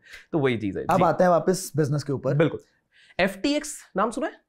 नहीं। क्रिप्टो का सबसे बड़ा एक्सचेंज था FTX। हाँ, अब सुना है, अब याद आ गया। सैम नाम था उस बंदे का। वो फोर्ब्स अंडर 30 आया था। 26 साल में बिलियनर बन गया था, one of the youngest billionaires बन गया था। हर कोई उसको बुलाते थे। वो जब पार्टी थ्रो करता था तो जॉर्ज बुश इस तरह के लोग आते थे उसकी पार्टी में, मतलब सेशंस लेने के लिए। तो सैम ने हर जगह माहौल बना लिया था। नॉर्मल टी शर्ट पहन के, चड्डा पहन के घूमता था। तो कहीं ना कहीं इन्वेस्टर्स को फील होता था कि अगला स्टीव जॉब्स है। तो स्टीव जॉब्स बड़ा कैजुअल में रहता था ना, तो उनको लगता था कि ये, उसने पूरा परसेप्शन बनाया। बोले मैं ज्यादा खर्चे वर्चे नहीं करता, मैं कंपनी में फोकस हूं। सबको लगता था ये अगला दुनिया ही बदल देगा। तो भैया रिचेस्ट बंदा बन गया, फोर्ब्स अंडर 30 में आया। बाद में पता लगा क्लाइंट्स के पैसे ले लेके इसने झोल झपाटे कर दिए, निपट गया। FTX भी निपट गया। FTX the exchange got bankrupt. ये हुआ था फोर्ब्स अंडर 30। एक क्लासिक केस। हमने ना अक्सर स्कैम की बात करते तो हमेशा लड़कों के नाम आते हैं यार, बट फोर्ब्स अंडर 30 में एक लड़की भी है। एक नहीं, वैसे तो बहुत है, बट एक लड़की है जिसने बहुत बड़ा कांड किया। अभिषेक भैया सुनने में मजा आया। तो हाँ, किस्सा ऐसा है कि एक प्यारी सी एक लड़की होती है, सुंदर दिखती है ऐसे। तो वो प्यारी सी भोली सी लड़की पढ़ती है अच्छे कॉलेज से, स्टैनफोर्ड वेनफोर्ड कुछ बड़े इंस्टीट्यूट से पढ़ती है। स्टैनफोर्ड वालों को देख के तो इज्जत ऐसी लोगों की बढ़ जाती है। स्टैनफोर्ड, हार्वर्ड इधर से पढ़ लिया तो बहुत बड़ी चीज हो गई। अब ये बंदी ना, इसका जो स्पेशलाइजेशन होता है वो बायोलॉजी, केमिस्ट्री, इससे कुछ रिलेटेड होता है। तो उसने अपना कॉलेज में एक प्रोजेक्ट बनाया। प्रोजेक्ट क्या बनाया कि आज जब हम ब्लड टेस्ट करने जाते हैं तो अलग अलग चीजों के अलग ब्लड टेस्ट करवा देते हैं कि ये ब्लड टेस्ट कराओगे तो 4 चीजें निकलेंगी, ये स्टूल टेस्ट कराओगे तो ये निकलेगी, पी टेस्ट कराओगे तो ये निकलेगी, 10 चीजें। इसने बोला बोले एक ब्लड टेस्ट होगा, 5 मिनट में 200 बीमारियों का आपको पता लग जाएगा, कुछ है कि नहीं, कैंसर तक बता देंगे हम। अरे बाप रे, तो बवाल वाली चीज हो गई, बवाल वाली चीज। इस बंदी का नाम था एलिजाबेथ होम्स। ओके, ठीक है, हाँ। शेरलॉक की कुछ नहीं लगती है। ये इस तरह से। तो एलिजाबेथ होम्स ने ऐसी मशीन बनाई कि भैया 5 मिनट में 200 बीमारियों की हो जाएगी। प्रोजेक्ट तो बहुत बढ़िया। इधर से आलू डालूंगा, इधर से सोना निकलेगा। पहले बवाल मचने लगी, अरे यार क्या क्या लड़की है, तो क्या लड़की है। अब ये गई इन्वेस्टमेंट इसने किस किस से उठाई है। जो बड़े बड़े जैसे ओरेकल के मालिक हो गए, गूगल के मालिक हो गए, यहां से पैसा उठाया। जब आप इन लोगों से पैसा उठा लेते हो ना, तो बाय डिफॉल्ट जब मान लो यार क्रेडिबिलिटी, अब आशुतोष इन दोनों से उठाने के बाद तुम्हारे पास आएगी, तुमको भी लगेगा यार इन लोगों ने पैसा लगाया, कुछ तो होगा। जैसे मैंने खुद ने जो 11-12 स्टार्टअप्स में लगाया, मैंने कुछ कुछ जगह पे तो यही देखा है कि भैया जब बिलियनर्स ने लगाया तो अच्छी हो गई, अपन भी उस पर थोड़ा एक कन्विक्शन होता है, तो लोगों ने लगाने शुरू कर दिए। बंदी क्या दिमाग लाया, मतलब अब समझोगे। तो ये बंदी क्या करती थी, अब बहुत साल तक बढ़िया चल रहा है। She became youngest billionaire, Forbes under 30 में आ गई।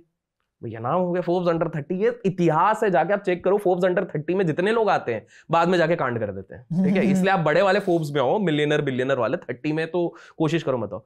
इसने कर दिया। अब किसी ने ना, वॉल स्ट्रीट जर्नल ने शायद एक एलिगेशन लगा दिया कि भैया ये तो उल्लू बना रहे हैं, ये जो इसकी मशीन है ना, ये टेस्ट तो कर ही नहीं पाती है। ये मशीन वो दिखाती है लेकिन कन्वेंशनल टेस्टिंग ही चल रही है, जिसपे वो बड़ा प्रोसेस जा रहा है 48 आवर्स, 52 आवर्स, 64 आवर्स। तो ये कस्टमर को उल्लू बनाया जा रहा है। 5 मिनट में कुछ नहीं हो रहा है। कुछ लोगों को रिपोर्ट वो गलत वाली भेज दे रही है 5 मिनट की, बाकी सबको लंबा चल रही है। जैसे अब वॉल स्ट्रीट जर्नल में आएगी तो बवाल तो होगा। तो भैया इन्वेस्टिगेशन चालू होती है। इन्वेस्टिगेशन चालू करता है वो पता लगता है इसकी मशीन ही फर्जी है, ये यंगेस्ट बिलियनर बन गया, ऐसा कुछ होता ही नहीं है। अब आप सोचोगे इतने बड़े बड़े इन्वेस्टर्स ने कैसा पैसा लगा, उसका दिमाग सोचो। वो बायोलॉजी और केमिस्ट्री की बंदी है। अगर वो कोई बायो और केमिस्ट्री और मेडिकल वाले बंदे से इन्वेस्टमेंट उठाने जाती तो वो तो बंदा चेक करके पता ही कर लेता है ये गड़बड़ है। तो वो पहले टेक वालों के पास कि भैया इनके पास फंड तो पड़ा हुआ है। लेकिन मैं कुछ भी बताऊंगी मानना पड़ेगा, मेरे पास डिग्री है, इनको तो क्या पता। तो उसने बना दिया रिच लोगों को मामू। उधर से आने के बाद उसने मेडिकल वालों के पास गई कि भाई अब तो वैलिडेशन है, तो छोटे छोटे मेडिकल वालों के पास गई। इधर के भी बड़े फंड के उठा लिया, क्योंकि अब मेडिकल वालों ने सोचा अरे यार इतने बड़े लोगों ने, मतलब इसकी टोपी उसके सर, उसकी टोपी इसके सर, धड़िया वैल्यूएशन बनाया, खत्म। और वो बंदी आंखों में आंख डाल के, वो पलक नहीं झपकती थी, आंखों में आंख डाल के ऐसे बोलेगी, हाँ बिल्कुल ऐसे बोल देगी कि भैया सामने वाला कन्विंस हो जाता है कि हाँ क्या बात है। तो ये एलिजाबेथ होम्स, ये भी अंडर 30। लोग बोलेंगे साले ये आके इधर सबके पोल खोलते रहते हैं। हाँ जी, तो मुझे पता है आपको बहुत मजा आ रहा है इस पॉडकास्ट को देखने में, और आपको गुस्सा भी आएगा थोड़ा सा कि बीच में इंटरप्ट करने क्यों आ गया, बट मैं आपका सिर्फ 1 मिनट लूंगा और एक छोटी सी रिक्वेस्ट है जो मुझे आपसे करनी है। तो है क्या कि अगर आपको सीखने को मिल रहा है इन पॉडकास्ट से, बाकी भी पॉडकास्ट आपने देखे, आपको कुछ लर्निंग मिल रही है, आपको अपनी लाइफ में थोड़ा सा बेटर फील हो रहा है, चीजों को आप सीख रहे हो, तो एक छोटी सी मदद कर दो। नीचे सब्सक्राइब का बटन है, उसके बिल्कुल भी पैसे नहीं लगते, 1 भी रुपया नहीं लगेगा आपका। अगर आप सब्सक्राइब करेंगे तो इससे हमारी पूरी कम्युनिटी को ये फायदा होने वाला है कि हम और भी बड़े बड़े अच्छे अच्छे गेस्ट को अप्रोच कर सकते हैं, उनको दिखा सकते हैं कि हमारा परिवार इतना बड़ा है, इतने सारे लोग आपको सुनना चाहते हैं, और वो बहुत आराम से बड़े बड़े गेस्ट्स भी हम इन्वाइट कर पाएंगे, जिससे उनके एक्सपीरियंस से मुझे और आपको सबको सीखने को मिलने वाला है। बहुत मजा आने वाला है। Take care. वापस चलते हैं पॉडकास्ट के ऊपर। अब एक चीज आती है, मिलीनियर्स बिलीनियर्स जो ये बनते हैं, 5-5 टॉप 5 बिलीनियर्स की बात ये सारे क्लेश करवाएगा आज। हाँ, ठीक है। हाँ। तो अभी नारायण मूर्ति जी की एक स्टेटमेंट आई कि 70 आवर्स पर वीक काम करना पड़ेगा, बैकलैश मिला बहुत ज्यादा इंटरनेट के ऊपर, है ना? तो कितना सही है, क्या ये सच में इतनी मेहनत लगती है या इनके बनने के पीछे कुछ और रीजंस है, कुछ और कारण है? मतलब what's the under the table भी बहुत चीजें होती हैं, या सच में मेहनत ही चाहिए बिलियनियर बनने के लिए? ये अजीम प्रेमजी ने दिया था, नारायण मूर्ति जी ने दिया था? आई थिंक नारायण जिनने भी दिया था, बाकी मैं गलत भी हो सकता बाय द वे हूँ। पहले क्विक फैक्ट बता दूं, क्योंकि आपने ये किया हुआ है, हाँ। And because we are into the markets also, तो हम आईटी सेक्टर्स को भी डील करते थे, हाँ। देखते रहते हैं। हाँ। तो एक बहुत नॉर्मल केस है, फिर मैं आपका आंसर देता हूँ, हाँ। Which is not directly related. आपको पता है इन्फोसिस आज होती नहीं अगर एक चीज हो गई होती। जब अजीम प्रेमजी ने अपनी कंपनी चालू करी थी, विप्रो चालू करी थी जी, तब एप्लीकेशन आया था नारायण मूर्ति जी का एम्प्लॉयमेंट के लिए। अरे पैसा और नहीं दिया। यही सारा सबके साथ सीन हो चुका है। मार्क जुकरबर्ग को भी डील आया था, फेसबुक जिसने बनाया उसको माइक्रोसॉफ्ट का डील आया था। तो पहली चीज है भैया, सबने डील ठुकरा के इतने बड़े बने हुए हैं। अब आते हैं आपकी बात, ये भी क्या नाम है इनका, व्हाट्सएप जिसने बनाया था उसने भी, उसको भी पहले डील आया था, उसने कैंसिल किया था। स्नैपचैट जिसने बनाया उसने तो बढ़िया गेम खेल लिया, उसने बोला हाँ मैं बेच रहा हूँ। ऑलरेडी रईस बाप की औलाद थी, उसको कोई टेंशन नहीं था, घर पे मर्सिडीज बेंज ऑलरेडी थी। और उसके बाद लास्ट मोमेंट पे आके बोलते मैं तो नहीं कर रहा डील, पब्लिसिटी तो मिल गई, पीआर हो गया, काम बन गया उसका। तो वो वाली चीज है। Anyways, coming to your point, 70 घंटे क्या काम करना जरूरी है? मेरे सबसे जरूरी नहीं है। It depends on person to person. इस पे काफी कॉन्ट्रोवर्सीज भी है, depends on person to person. देखो 70 घंटे तो एक बेचारा लेबरर भी काम कर रहा है यार, जो मजदूरी कर रहे हैं वो भी कर रहे हैं, बट वो क्या वो लेवल के सक्सेस कभी हासिल कर पाते हैं? विद ड्यू रिस्पेक्ट नहीं कर पाते। डायरेक्शन चाहिए, कहाँ क्या कर रहे हो, स्मार्टनेस, फोकस, स्पिरिचुअलिटी। जब ये आपके पास पूरा कॉम्बिनेशन होगा तभी जाके आप अचीव कर सकते हो। स्पिरिचुअलिटी इतनी बड़ी चीज है, इसका सबसे सिंपल सा उदाहरण आप इस तरह से समझो। Why I am emphasising spirituality? Because आज जो हम द रिच पॉडकास्ट पे कर रहे हैं, इसका एक बहुत बड़ा रिलेवेंस है। 70 घंटे से ज्यादा, अगर आप 70 घंटे में से अगर उस हफ्ते में अगर आप 5 घंटे स्पिरिचुअलिटी को डिवोट कर दो, 5 घंटे अपने हेल्थ पे डिवोट कर दो, और बाकी आप 60 घंटे भी करोगे ना, that is good to go, works, क्योंकि वो भी काउंट हो रहा है। वो आपको वो फिर आपके 70 घंटे नहीं रहते, वो 140 घंटे हो जाता है अगर आप ये प्रोसेस करते हो। एक सिंपल सा एग्जांपल है, आज तक के दुनिया के सबसे रिचेस्ट इंसान और जिसको सबसे डेडलीस्ट इंसान of the decade, the deadliest entrepreneur of the decade कहते हैं, उसको कहते हैं जॉन डी रॉकफेलर। बनाई है, इस पे पूरी वीडियो बनाई है मैंने, बनाई है तो बिल्कुल गाइस आप देखो, उसको भी लाइक करो, इसको भी लाइक करो। क्योंकि अब उसमें आपने ये किस्सा नहीं बताया होगा जो मैं आपको बताऊंगा, शायद क्योंकि आपको पता नहीं होगा। प्लीज बताओ। तो जॉन डी रॉकफेलर की टर्निंग पॉइंट क्या थी पता है? पब्लिक डोमेन में बहुत कम मिलेगा, बट आप हिस्टोरिकल आर्काइव्स जाओगे यूएस के, अगर आप चेक करोगे, if you travel to US, आप कभी जाके देखना वहां के यूएस आर्काइव्स में, तो वहां पर ये चीज मेंशन की गई है। तो एक वेंडरबिल्ट करके एक बंदा था जो रेलवेज का मालिक था, और वो एक ऑल्दो नई इंडस्ट्री के अंदर घुसना चाह रहा था, करेक्ट, उल्टा पड़ गया था, वो तो खत्म हो गया था। तो ये तब की बात करते जब वेंडरबिल्ट पीक पे था, और रॉकफेलर कुछ नहीं था, रॉकफेलर बच्चा था। रॉकफेलर ने बस अपने तेल का काम शुरू ही किया था। तेल ट्रांसपोर्ट कैसे होगा? छुक छुक गाड़ी से। उस समय पे तो रेलवे ही है ना, आपके ऑयल, आज भी वही होता है, बट हाँ उस समय पे वो होगा। तो रॉकफेलर ने एक मीटिंग डिसाइड करी। उस समय पे टेलीग्राफ्स लिखे जाते थे, क्योंकि फोन वोन कुछ था नहीं, टेलीग्राफ भेजा भैया, पत्र जाता था, कबूतर जा जा जा, और फिर कबूतर तो नहीं था बट हाँ जाता था। तो वेंडरबिल्ट को ये भेजा कि भैया एक मीटिंग करनी है, ताकि मैं जो बैरल्स भेजूंगा उसमें मेरे को डिस्काउंट मिल जाए, मैं आपको रोज बैरल्स भेजूंगा, ये उसको बात करनी थी। रॉकफेलर पूरे एक्साइटमेंट में, ठीक है। रॉकफेलर, बहुत कम लोगों को पता होगा, वो बहुत ज्यादा रिलीजियस एंड स्पिरिचुअल बंदा था, बहुत ज्यादा। बोलेंगे, अब कुछ लोग बोलेंगे इसने गलत काम किया, वो उसके लिए थर्ड पार्ट में हम डिस्कस कर लेंगे क्या था, पर वो सीन क्या था अब आप समझो। वो निकलने से पहले हर बार अपने चर्च जाता था, मत्था टेकता था। हम अभी के लिए इंडियन कंटेक्स्ट में बोल रहे हैं, मत्था टेक रहा है, सिंपल सा, with due respect to all the religions, आप मीनिंग समझो इस चीज का। उस दिन वो जा रहा है, वो बेचारा भाग भाग के जा रहा है, वो ऑल दो टाइम पे निकला, पर उसकी जो जिस थ्रू रूट से जा रहा था उधर थोड़ा कंजेशन हो गया, कुछ काम आ गया जिसके कारण वो स्लो डाउन हो गया। और उसकी ट्रेन, उस टाइम पे तो आपके पास वैसा टाइम टेबल भी नहीं रहता था ना, आजकल तो हम ऐप में देख लेते हैं, अच्छा ट्रेन इतने देर लेट है, प्लेन इतने देर लेट है, इतने जल्दी लैंड हो गई। उस टाइम तो टाइम पे पहुंचना पड़ेगा, वरना वो जाएगी, वो तो छुक छुक करके वो निकाल देगा, टीटी जो भी बोलेंगे उसको। 2 मिनट पहले, इसके आते पहले बेचारी निकल गई ट्रेन, इसके लाइफ का सबसे बड़ा डील, ट्रेन निकल गई। ये बेचारा उदास, ये वापस जाता है चर्च पे। रॉकफेलर चर्च पे जाके भगवान को बोलता है, भगवान जो भी हो थैंक्स यार, मतलब ठीक है आपकी मर्जी है, बाद में कर लेंगे, मैं वापस एक टेलीग्राफ लिख दूंगा फिर देखेंगे। आज तक इसके पहले अमेरिका में इससे बड़ा रेलवे एक्सीडेंट नहीं हुआ था जो उस ट्रेन का हुआ। उस ट्रेन के 90% लोग मर गए। And that is where he realized कि क्योंकि उसने जब अगले दिन अखबार में देखी ये वाली चीज 1-2 दिन बाद, उसने बोला भगवान आपने मेरे को दूसरा मौका दिया है. This is the power of spirituality. और उसने डिसाइड किया भगवान के सामने, भगवान आपने मेरे को ये मौका दिया है, मैं आज आपके सामने शपथ खाता हूं अगर मैं स्पिरिचुअल रहूंगा और आप मेरा साथ दोगे, मैं दुनिया का सबसे रईस इंसान बन के, पहले उसका मेन था एम था मिलियनर बनना, उसने भगवान को वादा किया, भगवान का आशीर्वाद लिया, स्पिरिचुअलिटी के साथ बोला उनके जो भी भगवान है कि भाई आज मैं वादा करता हूं आपने साथ दिया, मैं स्पिरिचुअल रहूंगा, मैं मिलियनर अब नहीं बनूंगा, मैं दुनिया का रिचेस्ट इंसान बनूंगा. आस्था रखो, भगवान तो क्या, भगवान जीसस क्राइस्ट, अल्लाह या अल्लाह सब है, सब है. आप जिन पे विश्वास करते हो उनको मानो, वाहे गुरु जो भी है, सब पे हाँ. आप विश्वास रखो. This is how miracles happen. तो आई होप स्पेल बाउंड, तो ये सच में नहीं पता था. मैं बोला था क्योंकि बट हो सकता है अब शायद गूगल में आप ढूंढोगे तो थोड़ा बहुत कहीं पे मिल जाए अब, क्योंकि I am not the only one who is reading the historical archives and everything, there could be other people also, but ये वाली चीज है तो काफी ज्यादा interesting. Where do you find historical archives? Where do you get this? Sometimes when I am travelling हाँ? तो वहां के ओल्डेस्ट लाइब्रेरीज पे चले जाते हैं, हाँ. वहां से मिल जाता है. हाँ. Sometimes when my friends are travelling I ask them to send copies. हाँ. वो छुपके से ले लेते हैं, मैं बताऊंगा नहीं कौन सी लाइब्रेरी से वो ले जो भी आपके पास आता है ना, एक deal करते हैं, एक कॉपी आगे आपको फॉरवर्ड कर ये दिया डील करो. कर ली यहाँ पे आशुतोष थोड़ा ने. हम भी सीखे समझे. आशुतोष बिकॉज हिस्टोरिकल की बात कर रहे हैं, थोड़ा ब्लो अप कर देते लोगों का माइंड, ठीक है, लेट्स डू इट, है ना. Because we are talking about rich people and rich organisations also. NASA क्या करती है, कौन से एरिया से डील करती है? पूरी दुनिया, एरोस्पेस. स्पेस मेन करती है. स्पेस में करती है. 1970 तक इनका 60% फोकस स्पेस में नहीं था, उल्टे जगह पर पानी में था. पानी में था. तो 1970 में यूएस कोस्ट लाइंस के काफी आगे, एम से नाम था, मैं नाम भूल जा रहा हूं, लोग कमेंट्स में गेस कर लो अगर आपको ध्यान आ जाएगा, वहां पर इनका एक ऑपरेशन चालू हुआ. तो this will be shocking for most of the people.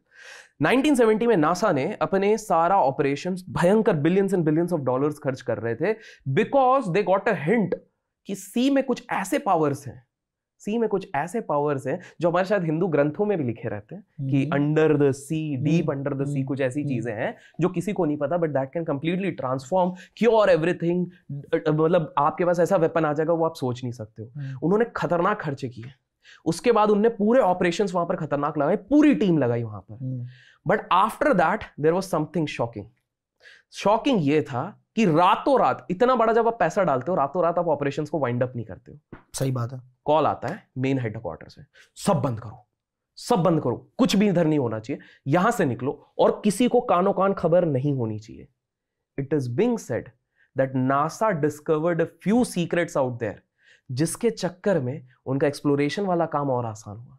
They found few mystical things over there which were so dangerous that human beings were not ready to adopt. अब इस पे स्पेक्यूलेशन चलता है. कुछ लोग बोलते हैं कि जब नासा 1970 पे यूएस पे ये ऑपरेशन कर रहा था, जो मेगालोडॉन करके वो एक शार्क बोलते हैं, जिसको बोलते हैं प्री हिस्टोरिक शार्क है, जो आज के शार्क के ऑलमोस्ट 100 टाइम्स बड़ी होती है, वो उनको वहां पर मिली है. कुछ लोग बोलते हैं क्रीचर्स मिले हैं उनको. तभी तो हम बोलते हैं ओशंस हमने सिर्फ 5% एक्सप्लोर किया हुआ है. इतने साल हो गए, इतना टेक्नोलॉजी हो गया, हम 5% से ज्यादा नहीं जा पा रहे. मैरियाना ट्रेंच अगर आप जाते हो, मैरियाना ट्रेंच नाम है उस जगह के, that is still unexplored, because बोलते हैं कि भैया वहां पर जो भी जा रहा है, डाइवर जा रहा है, उसकी खुद की फटी है, बोले हर जगह डाइव कर लेंगे, इधर नहीं करेंगे. And it is being said there are certain portals kind of things which can transform you to a different world. And it is being said कि जो टाइटैनिक वाला कांड हुआ था ना, जो आज से कुछ समय पहले कुछ बिलियनर्स गए और निपट गए नीचे जाके मलबा ढूंढने के लिए. ये बिलियनर्स को क्यों शौक है ये सब इतना पानी में जाने के लिए? Because with their sources and resources they know that deep within the sea कुछ ऐसे सीक्रेट्स हैं जो पूरी दुनिया को भी नहीं पता है, and that can empower us so much कि आप लोग सोच भी नहीं सकते. तो हम आम आदमी जो सोच रहे हैं ना, हम सिर्फ धरती पे लगे हुए हैं कि यार मेरे पास 1 करोड़ आ जाए हम खुश हैं, मेरे पास ये आ जाए वो खुश है. ये रिच अलग ही सोच रहे हैं यार. एक इंटरेस्टिंग फैक्ट बताऊं, लास्ट 3 हफ्ते में हमारे दुनिया के सबसे बड़े बिलियनर्स मार्क जुकरबर्ग, फिर ओपन आए के वो जो सैम बंदे हैं, क्या नाम है? सैम, हाँ वही है, मैं उनको सरनेम नहीं बोल पाता हूँ. Sam Altman, Sam Altman. तो अभी लास्ट 3 हफ्ते की ये खबर है कि जो हमारे दुनिया के सबसे बड़े बिलियनर्स हैं, मार्क जुकरबर्ग हो गए, सैम भाई साहब हो गए ओपन एआई के, ये 3-4 लोगों ने ओपन बंकर्स बनाए. सुना होगा आपने. And they are actually going into that bunkers. Why? कुछ लोग अब इस पे स्पेक्युलेट कर रहे हैं, maybe they know few things जो हमको नहीं पता है. तो यू आर जस्ट इमेजिन ये किस लेवल पे जाके सोच रहे हैं जिसके बारे में आप और हम तो सोच ही नहीं पा रहे हैं.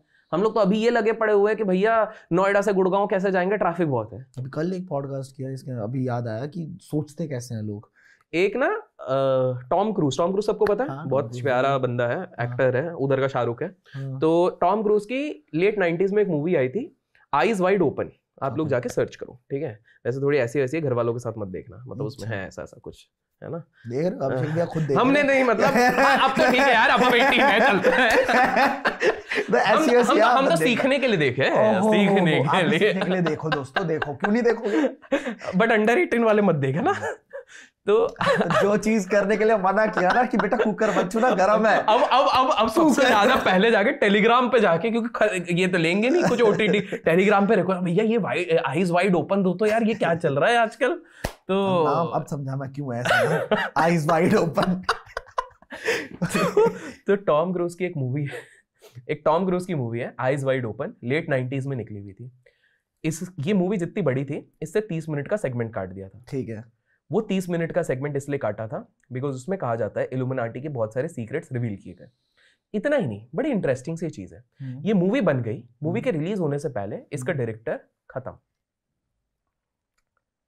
उसके डायरेक्टर के खत्म होने के बाद वो 30 मिनट्स के सेगमेंट हटाया गया, और उस मूवी के एंड या बीच में कहीं पर आप जाके देखोगे तो वहां पर आपको एक रिप्रेजेंटेशन दिखाया गया है जिसमें गोल्ड कलर का मास्क पहना है, ब्लैक कलर का गाउन पहना है, और सामने वाला टॉम क्रूज को बोलता है, हिंदी में अगर मैं कहूं, कि अगर तूने यहां पर जो चीजें देखी और सुनी इसको जाके बाहर रिवील किया तो तेरी पूरी दुनिया खत्म, तेरे आसपास वाले लोग खत्म, तेरी फैमिली खत्म, तेरा कोई हिस्ट्री नहीं बचेगा, तू हर जगह से गायब हो जाएगा। ये उधर बोला गया है। तो आप लोग जाके मूवी देखो, eyes wide open, late 90s। Director मर गया, इसके क्रू के कुछ मेंबर्स निपट गए, तो ये जिसने भी रिवील किया, they don't really care about us. Michael Jackson, Tom cruise जिंदा है, क्योंकि टॉम क्रूज तो एक्ट कर रहा है ना। हाँ, तो हम तो बता ही रहे हैं, हम तो बता रहे हैं, हम भी एक्ट करके बता रहे हैं, हम तो बता रहे हैं। आप जाके देखो, अपनी टिप्पणी देख लो। तो ये जाके देखो। एंड अब देखो, इल्यूमिनाटी आपने वर्ड बोल ही दिया है, तो इसमें थ्योरीज तो काफी हैं। बोलते बच्चों को खाते हैं, ठीक है। अब इसमें कुछ लोग डिबेट करेंगे, ऐसा थोड़ी होता है इल्यूमिनाटी बच्चों को खाएंगे, लेकिन आप जो साइंस के स्टूडेंट्स होंगे वो गेस करेंगे, क्योंकि मेरे को उसका टेक्निकल वर्ड नहीं पता, but there is something which I studied about that, and I have जो भी है कहीं से बात करी है किसी से, तो उसमें अगर एक जो चाइल्ड होता है ना, उसके अंदर बच्चा, एकदम बच्चा, उसके अंदर कुछ तो प्रोटीन या कोई ऐसी चीज होती है जो आपको किसी और चीज में नहीं मिलेगी। अच्छा। जो आपकी मेमोरी को ऑलमोस्ट 10-20x एम्पलीफाई कर सकती है, ब्रेन पावर को 10-20x एम्पलीफाई कर सकती है, आपके हार्ट पावर और लॉन्जिविटी को 10-20 टाइम्स एम्पलीफाई कर सकती है। अच्छा। That is the power. और ऐसा कहा जाता है कि रॉथस्चाइल्ड्स जो फैमिली है उसके सारे मेंबर्स इसीलिए एवरेज 90 इयर्स तक जीते। बाय द वे, रॉथस्चाइल्ड्स के बारे में आपका क्या कहना है? Have you heard about them? I have heard about, पूरी फैमिली है। हाँ, ठीक है। कि जितने भी बड़े बिलियनियर्स हैं, जितने भी बड़े लोग हैं, जितना मैंने सुना है, उनके कहीं ना कहीं लिंक पाए जाते हैं रॉथस्चाइल्ड फैमिली के अंदर। कहीं ना कहीं कोई ना कोई कनेक्शन निकल के आता है कि भाई ये तो यहाँ से लिंक्ड है। तो अब आप बताओ इसके अंदर, क्योंकि अपन शायद फर्स्ट पार्ट में बोला था, अपन सेकंड पार्ट में बताएंगे, तो फिर ऑडियंस के लिए अपन बोल ही देते हैं। हाँ, फर्स्ट पार्ट में भी बात करी होगी। और मेरा one of my best editors बोल सकते हो जी, तो वो बहुत इंटरेस्ट लेता है इन चीज़ों के अंदर। तो उसने मुझे एक बार बिठा के, ऐसे ही हम बात कर रहे थे, वो कुछ वीडियो एडिट कर रहा था, तो ही टोल्ड मी कि ये देखो भैया, ये देखो, उसने विकिपीडिया खोला, उसने कुछ रील्स दिखाई, उसने कुछ ये करा। लेकिन ये सबके कनेक्शन यहाँ है, मतलब दुनिया वो है नहीं आशुतोष भाई जो हम सोचते हैं, सही में नहीं है। तो उस दिन मेरे दिमाग में आया, फिर मैंने इस पे ज़्यादा स्टडी नहीं करी। मैंने कहा मेरे को क्यों पढ़ना है यार। तो रॉथस्चाइल्ड्स is the most powerful, most influential, richest, the most secret, the most discrete family of the world. Officially $3 trillion इनके पास है, खुद की बस एक फैमिली है, $3 ट्रिलियन इनके पास है, जितने की इकोनॉमी है भारत की टोटल, सब मिला दो।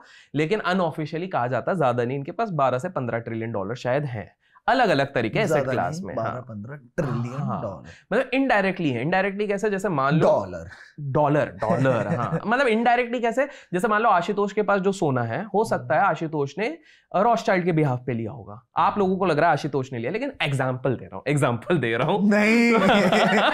तो इस तरह से उनके पास है। अब इसको थोड़ा सा इतिहास, रॉथस्चाइल्ड ने आशुतोष के नाम पे लिया है, एब्सोल्युटली। और आशुतोष को पता भी नहीं होगा, जैसे वो पैन कार्ड वाले घोटाले नहीं होते, लोन ले लिया किसी ने हमारे नाम पे और पता भी नहीं चला, कुछ एक्टर एक्ट्रेस के साथ हुआ था, कंगना रनौत और राजकुमार जी के साथ हुआ था कि हमारे इससे किसी ने लोन ले लिया और हमारा सिबिल खराब हो गया, इस तरह से, ठीक है। तो रॉथशाइल्ड्स लोग जब शुरू हुए थे एकदम अर्लीज में, तो इनके जो पहले इनिशियल फैमिली थे वो टेक्सटाइल्स में थी। फिर उनका जो बच्चा हुआ, जो मेन बंदा हुआ था, वो बंदा जिसने दिमाग लगाया, उसने बोला भाई फाइनेंसिंग में घुसना है, तो पैसा इज एवरीथिंग। तो वो बंदा फाइनेंस में बहुत तगड़ा दिमाग वाला था। Basically they revolutionise the banking industry. Text book theory में जाओगे तो जेपी मॉर्गन और ये सब नाम आएंगे, एक्चुअल थ्योरी में जाओगे तो रॉथशाइल्ड्स होंगे। पूरे यूरोप का बैंकिंग इनने संभाल लिया था, यूरोप से निकल के यूएस में आ गया था, पूरे दुनिया में चलते हैं, इंडिया में भी उनके काफी अंश है, ठीक है। तो रॉथशाइल्ड्स वालों का ये जो बंदा था, इसने फाइनेंसिंग कैसे शुरू किया? पहले होते थे युद्ध होते थे, याद होगा, वॉर्स होते थे। पहले तो काफी कॉमन चीज थी ना, ये देश उसको उड़ा रहा, ये देश इधर लड़ रहा, ये वो चीज हो रही है। इन्होंने बोला भैया वॉर से बढ़िया बिजनेस कोई है नहीं। वेपन्स ये सप्लाई करते थे, वेपन्स की फाइनेंसिंग ये सप्लाई करते थे, इंटरेस्ट रेट ये कमाते थे। कोई कंट्री के मतलब हवाले निकल गए तो उस पूरे कंट्री के सारे एसेट जब्त कर लेते थे, फिर और किसी को बेच देते थे। तो पहला चीज ये कर लेते थे। तो पहले इनने वॉर्स को स्पॉन्सर किया। ऐसा माना जाता है वर्ल्ड वॉर 2 ये रॉथशाइल्ड्स की देन थी। हिस्ट्री में नहीं मिलेगा, हिस्ट्री हमको सिखाई कहाँ जाती है, हिस्ट्री तो हमको बस बताई जाती है। समझदार हो, आप समझदार है। हमारे देश की हिस्ट्री देख लो, हमारे देश की हिस्ट्री पूरी तोड़ फोड़ के बताई गई है। चेरास कहाँ है, चोलास कहाँ है, इनके ऊपर बस एक एक आपको छोटे छोटे वो मिल जाएंगे, चैप्टर भी नहीं मिलते, एक चैप्टर के अंदर आपको छोटे छोटे वो मिल जाते हैं। अब मैं इसके बाद वापस उधर चले जाता हूँ, एक लाइन देता हूँ, आपके ऑडियंस गेस करेंगे। हमारे हिस्ट्री बुक्स में जो दिखाया जाता है कि हमारे देश के कोई महान व्यक्ति थे जिसके चक्कर में बहुत अच्छी चीजें हुई है, ठीक है, बिल्कुल है, महान व्यक्ति है। बट हमारे देश की हिस्ट्री बुक्स में तो ये चीज नहीं बताई गई कि वही व्यक्ति नंगे होके लड़कियों के साथ उनके आश्रम में सोते थे। समझ गया मैं। उनके सामने फिर वो नाम कैसे लगाया जा सकता है? कंट्रोल करने की वो मैं भी कर रहा हूं, बिकॉज देखिए हम इसको पॉलिटिकल नहीं बना रहे हैं, कुछ भी नहीं है। बट अच्छा आप बोलोगे ये तुमको कैसे पता? उनने अपनी बायोग्राफी में खुद ही लिख दिया है मैं कंट्रोल कर रहा था, मैं अपनी सेलिब्रेसी को कंट्रोल कर रहा था। भैया ये कैसा कंट्रोल है? आप आश्रम में जाके नंगे होके बाकियों को बोलो नंगे होके हमारे साथ 100 लड़कियों को, ये कोई कंट्रोल नहीं होता मेरे हिसाब से। कंट्रोल होता आप ध्यान करो, अब बैठ जाओ ना। भोलेनाथ जी पूरे टाइम ध्यान पे रहते हैं, आप ध्यान पे बैठ जाओ, दैट इज बेटर कंट्रोल। तो हिस्ट्री तो खैर छोड़ो, इंडिया की तो बात नहीं करेंगे, थर्ड पार्ट में थोड़ा बहुत देख लेंगे। तो अब आते हैं इस चीज पे, रॉथशाइल्ड्स पे। तो ये बंदा ना बढ़िया पहले वॉर्स को फाइनेंसिंग किया। फिर दूसरी चीज, एक्चुअली में रॉथशाइल्ड ने सबसे ज्यादा पैसा इनिशियल डेज में कमाया through a term called front running. Front running जो आज के समय पे इलीगल है। एक्सप्लेन करते थे what is front running. Front running stock market का एक टर्म होता है एक्चुअली में। इसमें क्या होता है, जैसे मान लो आशुतोष और मैं हैं, ठीक है, आशुतोष को एक खबर आती है कि भैया XYZ का स्टॉक है जो ऊपर जाना रहेगा, ठीक है, और वो बोलता है कि मेरा एक बहुत बड़ा क्लाइंट है जो यूरोप में बैठा हुआ है, ये महीने के एंड में ये स्टॉक खरीदने वाला है। महीने के एंड में जब वो स्टॉक खरीदेगा, स्टॉक भागेगा 20, 30, 40, 50%, क्योंकि उसको तो पक्की खबर है। लेकिन उनको क्योंकि इंटरनल डॉक्यूमेंटेशन करना है, हिरार्कियल प्रोसेस हो, तो 30 दिन लगेंगे उनको सारे अप्रूवल्स लेने के। लेकिन आशुतोष को पता लग गया। आशुतोष क्या करेगा, अपने अकाउंट में इससे पहले वो शेयर्स उठा लेगा। जिस दिन ये डील होगी, न्यूज में आई 30% भगा, ये निकल गया बिना कुछ के, आशुतोष को 30% मिल गया। रॉथशाइल्ड लोग यही करते थे, इनको सारे बिजनेसेस का पता रहता था, इधर का उठा उधर का उठाया, वॉर इधर होने वाली है, इधर पैसा लगाया। इनफैक्ट आप हैरान हो जाओगे, यूरोप में वॉर रुका रॉथशाइल्ड्स के कारण था। रॉथशाइल्ड वालों ने एक स्टेटमेंट दे दिया था सीक्रेट में। उनने बोल दिया, मतलब सामने वाली पार्टी अड़ गई थी कि भैया हम तो इधर वॉर चलता रहेगा। बोले बेटा हमने बोल दिया ना वॉर नहीं होगा, हम किसी को पैसा ही नहीं देंगे, क्योंकि सबको आर्म्स का पैसा हम दे रहे, खाने का पैसा हमारे थ्रू रूट हो रहा है, बैंकिंग ट्रांजैक्शन हमारे थ्रू हो रही है, हम पैसा ही नहीं देंगे तो वॉर कहां से होंगी? वॉर लड़ने के लिए तो आर्म्स, आर्म्यूमेंट्स, बुलेट्स सब तो चाहिए, हाथ से थोड़ी जाके अपन जॉन अब्राहम थोड़ी है हाथ से जाके लड़ेंगे। तो इन्होंने वहां पर जाके एक्चुअली में रेवोल्यूशन रोकवाए थे, काफी सारे रेवोल्यूशन जो आप हिस्ट्री में पढ़ते हो रॉथशाइल्ड ने। तो कमिंग टू दिस पॉइंट, ये बंदा इसमें तो ये फ्रंट रनिंग करते थे, उधर से पैसे कमाए। दूसरी चीज, इन लोगों ने आज के समय पे जो हम फॉरेक्स बोलते हैं ना, करेंसी फॉरेक्स बोलते हैं, ये लोग उस समय पे करेंसी मैनिपुलेशन के काफी एलिगेशंस लगे कि भैया थाई से इधर कुछ उठाया, पाउंड में कुछ उठाया, स्टेरलिंग में इधर कुछ बेचा, क्योंकि उस समय पे ना मैकेनिज्म नहीं था, स्टैंडर्डाइज रेट नहीं था कि US डॉलर इज स्टैंडर्ड। तो ये काफी सारे उथल पुथल करके इधर भी प्रॉफिट कमाए, इस कंट्री से भी प्रॉफिट कमाए, इधर उधर करके इन्हें बहुत बढ़िया बनाया। जब ये फाइनेंसिंग बहुत तगड़ी चल रही थी तो इस बंदे के दिमाग में आया कि भाई फाइनेंसिंग तो बहुत बढ़िया चल रही है, तो इसको थोड़ा फॉर्मलाइज कर देते, लेट्स स्टार्ट बैंक। तभी आज के समय पे जो बैंक्स का लेआउट बनाया ना कि banks will deal in currencies, banks will deal in loans, banks will deal into indirectly into stock markets विया म्यूचुअल फंड्स, ये सारा ले डाउन तो इन्हीं ने करके रखा हुआ है। जो बोलते हैं ना बुलेट प्रिंट बना के रखा हुआ है, they have laid down the foundation, the Rothschilds. तो रॉथशाइल्ड्स ने ये किया, ये बंदा बन गया है उस समय का सबसे रिचेस्ट इंसान। समझ गया, रिचेस्ट। अब यार रिचेस्ट होने के बाद अब ऊपर क्या होगा? कुछ नहीं, नहीं भैया, इनको शांति नहीं है। ये बोले रिचेस्ट नहीं, हमको पूरी दुनिया पे कंट्रोल करना है, हमको पूरी दुनिया पे कंट्रोल करना है। तो रॉथशाइल्ड्स के ऐसा माना जाता है, करीब करीब इनके जो बच्चे थे, काफी सारे बच्चे थे, तो इनमें 5 लड़कियां मेन थे और 5 लड़के मेन थे। तो रॉथशाइल्ड्स ने एक नई कंसेप्ट निकाल लिया, हमारा धन कहीं बाहर नहीं जाना चाहिए, हमारे सीक्रेट्स कहीं बाहर नहीं जाने चाहिए, इसीलिए हमारे घर के अंदर हमारे घर के लोग ही एक दूसरे से शादी करेंगे। लड़कियां हुई तो वो कुंवारी रहेंगी, शादी नहीं होगी। लड़का हुआ उसी के अंदर कजिन्स के अंदर, जैसे उनकी फैमिली बढ़ती जाएगी, अंदर ही शादियां होंगी। अगर संपत्ति पे हक चाहिए तो अंदर शादी होनी चाहिए, और बाहर हुआ तो तुम तो निपट ही गए। लेकिन इससे वो नहीं बोलते हमारे में डिजीज और वो सारे हराम और उनको मतलब नहीं है। आप उस हिसाब से उस बंदे के दिमाग से सोचो जिसने ये दिमाग लगाया था, उसने सही तो निकाला। बहुत सारी जनरेशनल वेल्थ जैसे ही बाहर जाती है खत्म होने लग जाती है। ये बंदा तो पावरफुल बनना चाहता है, तो उसने ये निकाला कि भैया एक ही घर के लोग एक दूसरे से जब शादी करेंगे, उधर ही बच्चा हो रहा है, फिर शादी हो रही है, बच्चा हो रहा है, तो जो भी वेल्थ है वो ट्रांसफर, जो भी लॉज है वो ट्रांसफर, जो भी सीक्रेट्स हैं वो इंटरनल फैमिली में ही डिस्ट्रीब्यूट होते जाए। वो फैमिली भले ही फ्रांस में रहे, वो भले ही रशिया में रहे, सब स्प्रेड हो जाए, लेकिन रहेंगे। तो 5 जो लड़के हुए, उन 5 लड़कों को अलग अलग राज्यों में अलग अलग कंट्रीज के बैंकिंग सिस्टम्स को संभालने दे दिया गया। भैया तू यूरोप संभाल, तू इटली संभाल, तू अमेरिका संभाल, ये संभाल। वो वहां पर ग्रो कर रहे जा रहे हैं क्योंकि बड़े बड़े स्मार्ट थे। शादी कर करके ये लोग pass in the pass, pass in the pass, pass in the pass, pass in the pass करते गए। फिर समय आया जब अमेरिका को वो मिल गया जो शायद उनको रॉथशाइल्ड्स के चंगुल से आजाद कर सकता था, कि भैया इतना पावरफुल कोई नहीं होना चाहिए। वो था John F Kennedy, the president. John F Kennedy को किसी का डर नहीं था। रीजन, वर्ल्ड वॉर 2 के समय पे जॉन एफ कैनेडी पानी में, ठंडे ठंडे पानी में 20 दिन तक तैरते तैरते जी गया था। उसको मरने का डर ही खत्म है। आप सोचो यार, आशुतोष, अपन समुद्र के बीच में वॉर चल रहा, 20 दिन जिंदा बच गए हो। जो तैरते तैरते आ रहा वो खा ले रहे हैं, अंदर ही फीकल मैटर चल रहा, अंदर ही चल रहा है। 20 दिन जी लिए ना ऐसे वॉर सिचुएशन में, आपके अंदर से डर निकल गया। तो उसको डर नहीं था। वो बंदा बोला भैया मेरे को किसी से डर नहीं है, आपको जिसको जो करवाना है तो मार दे, मारना है तो मार दे। तो उनका क्या हो गया, उनका दिमाग तब खराब हो गया कि उस समय पे सोवियत यूनियन और इनके वॉर का बड़ा सिचुएशन चलता था। उस समय पे कोई डील ऐसी नहीं थी कि भाई आप न्यूक्लियर वेपन नहीं चला सकते हो। अच्छा। तो उस समय पे जैसे हमारे देश में होता है ना, president doesn't have that much of power, prime minister has, वैसा ही था उस समय पे। नाम के लिए वो वाली पोस्ट थी जिसपे जॉन एफ कैनेडी थे। प्रेसिडेंट हैज नो पावर, सारा पावर मिलिट्री वालों के पास रहता था। अच्छा। तो मिलिट्री वाले एक डिस्कशन में बोल रहे थे कि भैया हम तो इधर भी न्यूक्लियर चला देंगे, इधर भी न्यूक्लियर चला देंगे, सिर्फ अपन पावरफुल बन जाएंगे। जॉन एफ बोला यार भैया उसने वॉर देखा हुआ है, बोले ये तो गड़बड़ हो जाएगी यार, ये लोग अगर न्यूक्स चलाने लग गए तो गड़बड़। तो ही स्टार्टेड ब्रिंगिंग पॉलिसीज की सब कुछ हमारे अंडर आना चाहिए, गवर्नमेंट के अंडर आना चाहिए, ये सारी चीजें होनी चाहिए, एरिया 51 बनना चाहिए, सारी चीजें ये सब लाने लग गए। अब ये भैया 51 भी एक बहुत बड़ा टॉपिक है। वो भी है टॉपिक तो काफी। तो क्या हो गया, रॉथशाइल्ड्स को ये चीज हजम नहीं हुई है। And Rothschilds are speculated to be a member of Illuminati. इन लोगों ने प्लान बनाया। तो इन लोगों ने जब तक प्लान बना रहे हैं ना, जॉन एफ कैनेडी को डाउट हो गया कि भैया ये बंदा ना कुछ तो गड़बड़ करेगा। तो इन्होंने क्या कर दिया, जॉन एफ कैनेडी ने सीधे जो आर्मी का पहला जनरल या जो भी बोलते हैं, जो मेन लीडर होता है, उसको हटा दिया। अच्छा। सस्पेंड, बोले तेरी नहीं चलनी है, तू सस्पेंड हो जाएगा, तू हट जा, सस्पेंड कर दिया। अब सीन क्या हो गया, अब जॉन एफ को लगा कि भैया अब तो बढ़िया है, और वो बढ़िया बढ़िया भाषण दे रहे हैं कि हम मून पे जाएंगे, हम ये करेंगे, पहली बार आपको ध्यान होगा, हम मून पे जाएंगे, ऐसा ऐसा करके सब लोगों की तारीफें चल रही हैं। अचानक से एक दिन एक परेड में जॉन एफ कैनेडी का असैसिनेशन हो जाता है। एक लड़की वहां पर दिखती है जिसके हाथ में एक वस्तु रहती है जो मोबाइल जैसा दिखता है। उस समय तो मोबाइल भी निकला था, आज तक किसी को नहीं पता। स्पेकुलेशन लग गया कि भाई रॉथशाइल्ड्स वालों ने उड़ा दिया है, बिकॉज इल्यूमिनाटी के ग्रुप है, क्योंकि ये अब अगला वो आर्मी कर्नल जो भी था, that was a puppet of Rothschilds. वो इंटरनली आर्मी वालों का सारी चीजें इनको सप्लाई करता था रॉथशाइल्ड्स को, कि भैया इधर वॉर हम करने वाले, इधर न्यूक करने वाले, इधर आपका डील चलेगा, पहले से जाके डील कर लो, इधर जाके अपने वेपन्स बेचाओ, इधर से वेपन्स मत बेचो, इधर डिमांड सप्लाई रोक दो। आपको इतनी इंफॉर्मेशन अगर हो जाए आशुतोष कि किधर वॉर होने वाली है, किधर फटने वाला है, किधर क्या होने वाला है, आप क्या से क्या ना कर लो अगर आपका धंधा ही वो है।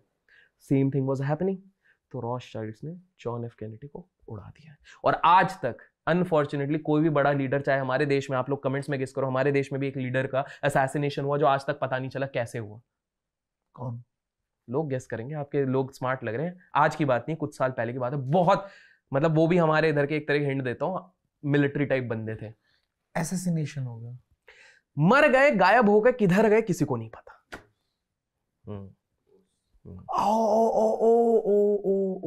उन पे मूवीज भी बनी है, सीरीज भी बनी समझ है। गया। लोग को कमेंट्स में गेस करने दीजिए। आज तक कोई भी पावरफुल बंदा जो एक्सपोज करता है, चाहे वो माइकल जैक्सन हो, जॉन एफ कैनेडी हो, बड़े पावरफुल लोग निपटा देते हैं। और आप बिलीव नहीं करोगे, लोग ऐसे मैनिपुलेट करेंगे ना, सामने वाला विलन लगेगा, कहानियां ऐसी बना देंगे, लोगों का ब्रेन वॉश कर देंगे, हम लोग विलन दिखेंगे। भगवान ऐसा मत करना, बट भारत वाला पे आते हैं, जरा छोड़ देते हैं इन्हें। हाँ ठीक है क्यों जाना उस रास्ते क्या फायदा हमारे को, छोटे से लोग हैं, रोटी वोटी खाएंगे। नहीं तो भैया रॉथशाइल्ड्स का यही है, दे स्टिल कमांड। उनके पास ज्यादा कुछ नहीं है, उनके पास ओवरऑल वर्ल्ड 1200 मैंशंस हैं। मैंशंस बोलते हैं हवेलियां, मतलब ज्यादा नहीं, मतलब 200-300 करोड़ के 1200 घर है उनके टोटल। उसके बाद इनके पास कुछ मेगा यॉट्स हैं, जो हमने लास्ट उसमें डिस्कस किया था, यॉट और इन सब पे क्यों जाते हैं रिच लोग, घड़ियां क्यों लेते हैं, ये सब हमने थोड़ा डिस्कस किया हुआ है, जाके वो लोग एपिसोड देख लें। तो इनके पास ये है। इसके बाद इनको कहा जाता है दुनिया के सारी पॉलिटिकल पार्टीज में कहीं ना कहीं इनका बहुत बड़ा वेस्टेड इंटरेस्ट रहता है, तो वो चीज़ भी है। इसको तोड़ने के लिए एक बंदा है जो हमारे देश को भी डिस्ट्रॉय करने पे लगा पड़ा रहता है, वो एक ट्रेडर है सोरोज नाम का। तो वो इनके अगेंस्ट पे खड़ा होने की कोशिश करता रहता है, बट ज़्यादा कुछ कर नहीं पाएगा। एनीवेज उम्र भी हो गई है उनकी, तो वो कोशिश करता रहता है, छुपके से कोशिश करे, उसके सारे एफर्ट्स फेल हो जाते हैं। वो इधर की भी कोई बड़ी कंपनी भी गिराना चाहता था, कॉन्ग्लोमेरेट पर गिरा नहीं पाए रिपोर्ट निकालने के बावजूद भी। तो उसको डुंडुनबर्ग पार्ट 2 का नाम दिया गया था। OCRP नाम की कंपनी है उसकी। तो रॉथशाइल्ड्स ऐसे the most powerful family which is controlling almost everything on the forefront, पूरी दुनिया चलाती है, ढेर सारा पैसा है, और सबसे smart move, they don't want to be in the media. Media को खुद कंट्रोल करते हैं indirectly 80% of the media in the world they control it. तो अगर उनको माहौल बनाना है, एक सिंपल सा एग्जांपल देता हूं, खत्म हो जाएगा। यहां पर आपको पता लगेगा ये पावरफुल लोग कैसे हैं। और ये लोग अपना 2 सेकंड का पॉज करना, माइंड में सोचना ये वाली चीज। 2020 पे जाते हैं, जब कोरोना का वो फेब के बाद वो खतरनाक वाला आ गया था। आप टीवी खोलो, हर न्यूज चैनल इतना डरा देगा आपको कोरोना के नाम पे, इधर लाशें बिखी हुई हैं, चाइना में जलाए जा रहे हैं, वो आंग में, याद है वो वाला, कैन यू रिमेंबर? टीवी खोलो तो फटके हाथ में आ जा रही थी। आशुतोष मैं लेजेंड बता रहा हूं, थैंकफुली मेरा खुद का जो गार्डन है इट इज गुड बिग, काफी बड़ा है, मेरे खुद का टेरेस बड़ा हुआ है भैया, 3 माला अपने हिसाब से मैं चल जा सकता हूं, अपना खुद का है। तो उस चक्कर में मैं 6-7 महीने तक मैं बाहर नहीं गया हूं। मैं भैया मैं नहीं जा रहा हूं, मैं ऊपर मास्क पहन के घूम रहा हूं हर जगह। इतना डरा दिया वो टीवी वालों ने। आप खोलो तो कुछ चल ही नहीं रहा। अचानक से एक दिन आप देखोगे सारी न्यूज गायब, सब नॉर्मल हो रहा है, 2 इंजेक्शन ले लो आप चले जाओ। ऐसा क्या हो गया अचानक से? और ऐसा क्या हो गया कि भैया अब क्या हो गया? क्योंकि उस समय तक दुनिया भर के बाजार गिरे पड़े हुए हैं। डराओ, बिकवाओ, लपेटो, रातों रात हमारे पैसे 2 साल में 10 गुना हो जाएंगे। डराओ ताकि धंधा किसी चीज का जो नहीं चल रहा था उसका चलने लग जाए। और अचानक से आप खुद नोटिस करो, आप लोग इतने डर गए होंगे। और आज हम जब बात कर रहे हैं, आज भी अभी कोविड के केसेस चल रहे हैं। 2008, 2020, तो अब एग्जांपल लगा लो, ऐसे 12 साल में हुआ तो दोस्तों 8 से 12 साल के बीच में अगला जब भी आया ना इस बार, तो बिल्कुल है। अरे ये तो बिल्कुल, ये सिंपल सा है, ये बहुत सही चीज बोली। एक सिंपल सा आप लोग मैथ्स करो, आपको दिख जाएगा कितने कैलकुलेटिव वे में करते हैं हम लोग, समझते नहीं है। 1992 हर्षद मेहता क्राइसिस, मार्केट गिर रहा है, धनाधन सारी चीज हो रही है। 8 से 9 साल बाद आता है .com बबल का क्राइसिस, और हमारे इधर केतन पारेख का क्राइसिस आता है सर्कुलर ट्रेडिंग का। 8 से 9 साल में वो वाली चीज हो गई, वो वहां से गिर जाता है। उसके 8 साल बाद आ जाता है 2008 का लेमन ब्रदर का क्राइसिस, वहां से 8 से 9 साल लगते हैं, 8 से 12 साल सॉरी। फिर उसके बाद 12 साल लगा दो, टेक्निकली कोविड-19 से शुरू हो गया था, बट 20 पकड़ लो, चलो थोड़ा समय लगता है, वहां से लग गया। पूरा पैटर्न है 8-12 साल, 8-12 साल, 8-12 साल। ठीक है, समझ गए, चीज मिल गई। मतलब ये जो पैसा बनाते हैं ये 10 साल आराम से निकालते हैं, फिर कहते हैं अच्छा दोस्तों अब चलो अब पैसा कमाने का टाइम आ गया। ये लोग सब घुमा देते हैं यार, ये लोग सब इतना घुमाते हैं जितना हम समझ नहीं पाएंगे। लेकिन यार अपन इतना डरा रहे, कुछ पॉजिटिव करवा दें क्या फिर इनको? मतलब पॉजिटिव भी करा दो, लेकिन अब मेरा एक सवाल मन में आया था जस्ट पूछ लो। एक लास्ट सवाल आया था, वैसे टाइम बड़ा हो गया है। हाँ। इसके बाद हम थोड़ा पॉजिटिव बात भी करेंगे। हाँ, लास्ट सवाल फिर पॉजिटिव। अगर आपका मन करे इसके ऊपर बोलने का, क्योंकि हमारी बात तो हुई है इस बारे में, लेकिन अगर आप बोलना चाहोगे। वैसे बोलना नहीं चाहूंगा बट बोल दो। भारत में भी कंट्रोवर्सी चल रही है ना, अभी चली थी एक लंबी कंट्रोवर्सी चली थी, उसके ऊपर आपका कोई टेक है? इसकी गलती है, थोड़ी स्पेसिफाई करो कौन सी वाली। ना मैं नहीं बोल रहा, समझ गया, नहीं बोल रहा भाई। और लोग आप तुम गेस कर लो कौन सी होगी, मैं नहीं कर रहा, मैं तो कुछ नहीं कर रहा। अब पॉजिटिव बात करते हैं फिर। हाँ देखो, तो इतना लोग इतने तक जो टिक गए वो सोच रहे होंगे यार फिर क्या करें अपन, कुछ कर सकते हैं कि नहीं। थर्ड पार्ट में तो और बताएंगे, लेकिन एक चीज हमने बता दी, स्पिरिचुअलिटी। ट्राई, आप अपने रास्ते खुद ढूंढो यार। गोवा जाना है ना दिल्ली से, 4-5 रास्ते, प्लेन से जाओ, ट्रेन से जाओ, गाड़ी से जाओ, बस से जाओ, अपना रास्ता अपने हिसाब से ले लो। पहली चीज है 5-10 मिनट ही सही किसी फॉर्म के तरीके स्पिरिचुअलिटी को प्रैक्टिस में ले आओ, दैट इज नंबर 1। क्योंकि जब कोई नहीं रहेगा ना आपके साथ, तब वो स्पिरिचुअलिटी आपके साथ रहेगी, दैट इज सिंपल। पहली चीज वो। दूसरी चीज, the rich people what they do is, वो पहले किसी एक ही चीज पे मैग्नीफाइंग ग्लास की तरफ फोकस करते हैं, क्योंकि मैग्नीफाइंग ग्लास पे जब सूरज की किरण गिरती है, उसके नीचे एक पेपर रख दो तो वो पेपर को जला देता है। Focus is very important. Focus, तो ये बोलेंगे यार फोकस करें तो क्या हम वर्कआउट नहीं करेंगे? वो सब आपका मैंडेटरी चीज हो गई, बट एक मेन जो टास्क है, ऐसा नहीं कि आज मैं एक कंपनी बना रहा हूं, आप बनाओ 10 कंपनी बनाओ, लेकिन पहले एक कंपनी को ऑटो पायलट पे तो बना लो, फिर दूसरी पे जाओ। हम एक ही साथ अगर बैठेंगे, मैं बनूंगा अंबानी, आप खत्म हो जाओगे। नोएडा का सबसे बड़ा टोल जो बनाया हुआ है ना, और नोएडा का सबसे ज्यादा हाईवे जो बनाया हुआ है, जहां पर आजकल फॉग में सबसे ज्यादा एक्सीडेंट्स भी होते रहते हैं, वो और एक कौन सा है जहां पर फॉग में एक्सीडेंट होता है, नर्मदा नहीं, यमुना एक्सप्रेस। ये सारे एक्सप्रेसेस जिन कंपनी ने बनाया ना, उन्होंने सिर्फ एक गलती कर दी थी। जो 2-4 कंपनीज है, मैं सिर्फ एक एक्सप्रेस की बात नहीं कर रहा हूं, इधर के जो सबसे बड़ा टोल, उन्होंने एक कंपनी जयप्रकाश ग्रुप करके थे, उन्होंने इतना कर्जा ले लिया बिकॉज उनको जल्दी जल्दी अंबानी जितना बड़ा बनना था। कर्जों में डूब गए, पैसे नहीं निकाल पाए, डूब गए। मतलब they might be surviving with due respect, but this is exactly on public records. तो दूसरा क्या हो गया अपना फोकस? पहला हो गया स्पिरिचुअलिटी, दूसरा हो गया फोकस, तीसरा आप उस सेक्टर को ब्लाइंडली फॉलो मत करो जिसके बारे में मैंने बताया ABCD, उसमें बह मत जाओ। मतलब एस्पिरेशन कोई बेच रहा है तो बहू मत। A for aspiration, B for Bollywood के पीछे हम बावले हो रहे हैं, पूरी तरीके से बावले होने की जरूरत नहीं है। At the end they are also human beings, पूरी तरह से बावले हो रहे हैं कि भैया ये हो गया वो हो गया, ऐसा नहीं। तीसरा क्रिकेट देखो, एंजॉय करो, बट डोंट गेट बावला कि अपनी जॉब छोड़ के हम क्रिकेट का मैच देखने जा रहे हैं, दिन का 5,000 2,000 1000 रुपए अपन वो खराब करके उधर जा रहे हैं। अहमदाबाद में हम होटल की टिकट ले रहे हैं 1,20,000 रुपए के, बिकॉज हमको वर्ल्ड कप का मैच देखना। उस टाइम पे रेट यही हो गए थे अहमदाबाद पे, आप जाके देखो रेट ये चल रहे हैं 1,20,000। मैं बोला अच्छा, मैंने रहने दो भैया, घर पे देखेंगे। Despite having that much of money, made no sense। मैं उससे बेहतर वो 1,20 में मैं क्या आईफोन क्या क्या ले लूं जो काम क्या आएंगी। तो that is third. Fourth is devotion आप रहो, अपना डिवोशनल रखो, but don't get blinded by this thing कि अगर पूर्णिमा की रात के दिन आपने अगर नंगे होकर डांस कर लिया तो आप सक्सेसफुल हो जाओगे। बड़ी गंदी वीडियो अभी देखी थी परसों उसमें क्या छोड़ो रहने दो, बड़ी गंदी मतलब इस तरह के कुछ होंगे, है ना। मतलब भाई साहब ये चल रहा है, मैं देख रहा था एक, वो बोल रहे हैं, मतलब थोड़ा लॉजिक लगा लो, वो बोल रहे हैं कि भाई साहब अगर आपको ना दिन भर भूख लग रही है, अगर आपको ना रात को थोड़ी लेट नींद आती है, अगर आपको ना काम करने की इच्छा नहीं होती, इसका मतलब आपके अंदर भूत का सा है। ऐसा तो 140 करोड़ इंडियंस को है भूत का सा है। आपको एक रील भेजूंगा ना जिसमें सुनना आप, मैं आपको थोड़ा सा हिंट देता हूँ, लोग समझ जाएंगे। अगर आपको, जैसे आप मर्द हो, मैं बताऊंगा, वो मना कर रहा है, तो आपको लड़कियां अट्रैक्ट करनी है, ठीक है, आप अट्रैक्ट करना चाहते हो, तो आपको क्या करना है? आपको ओ दही भगवान जाने भाई इसमें कितनी सच्चाई है, मैं किसी के खिलाफ। आशुतोष के क्रू इसको ट्राई कर रहे हैं, ये रिजल्ट बताएंगे। कोई नहीं कर रहा ट्राई, तो गाइस तो दही में प्रोटीन होता है, तो यार चुप हो जाओ यार भैया, यार साफ सुथरा पॉडकास्ट है हमारा, ये फैमिली पॉडकास्ट से कुछ और हो गया। But what was that?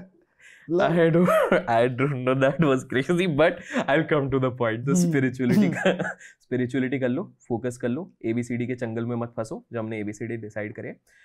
And final चीज है ना, थिंक डिफरेंट, जो स्टीव जॉब्स की एक लाइन भी थी, थिंक डिफरेंट।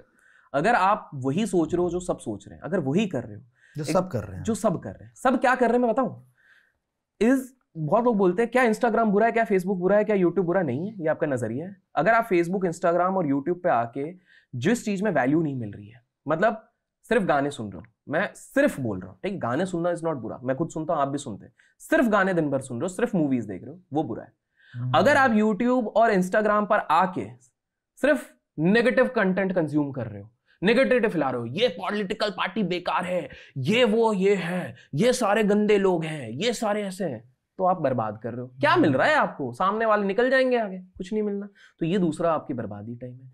लेकिन अगर आप यूट्यूब आ रहे हो, इंस्टाग्राम आ रहे हो, if you are watching podcast, you are learning new insights, जो आपके दिमाग में है, हम कभी नहीं कहना है कि हर पॉडकास्ट में आप सब कुछ सीखोगे। हर पॉडकास्ट में सिर्फ एक या दो चीज होती है जो आपकी लाइफ को बदल देती है, आपके सोचने के नजरिए को बदल देती है। शायद आज के पॉडकास्ट में आपको ये मिल सकता है कि जो आप कर रहे हैं थोड़ा सा एक बिगर पिक्चर मिले कि यार दुनिया किस लेवल पे सोचती है और मैं कहां किस चीज में परेशान बैठा हूं। एब्सोल्युटली। अगर आप ये सोच रहे हैं, इट कुड बी एनीथिंग है ना। कितनी सारी बातें करी आज के पॉडकास्ट में भी। तो वही है, ये 4 चीजें अगर आपने करी, अपना नजरिया बदलो, ब्लाइंडली किसी चीज को फॉलो मत करो जस्ट बिकॉज प्रोपोगेंडा से आपको पुश किया जा रहा है कि ये चीज ऐसी है, वो चीज वैसी है। आप उस चीज पे मत पढ़ो बिकॉज आपका ब्रेन वॉश किया जा रहा है। तो कृपया करके अपना दिमाग लगाओ ना, हम दोनों की भी मत सुनो। अगर नहीं सुननी है उसको टेस्ट करो जाके कि अच्छा आशुतोष ने ये बोला है तो सही में होता है। अगर आशुतोष कह रहा है कि वो 1 घंटा वर्कआउट करता है तो उसके कारण उसका माइंडसेट सही हो रहा है, तो पहले खुद जाके चेक करो 15 मिनट वर्कआउट करने के बाद क्या माइंडसेट आपका सही हो रहा है कि नहीं। क्योंकि लॉजिकली तो सोचोगे यार वर्कआउट से तो बॉडी बनेगी, माइंड कैसे होगा, ये आप जाके चेक करो। ऐसा डायरेक्टली बिलीव नहीं करना। वर्कआउट से नहीं हुआ, एक चीज है जो बताऊंगा नहीं अभी, जो वो 2024 वाला एंड में जो भी है, आप जाके उसको फिर चेक करो।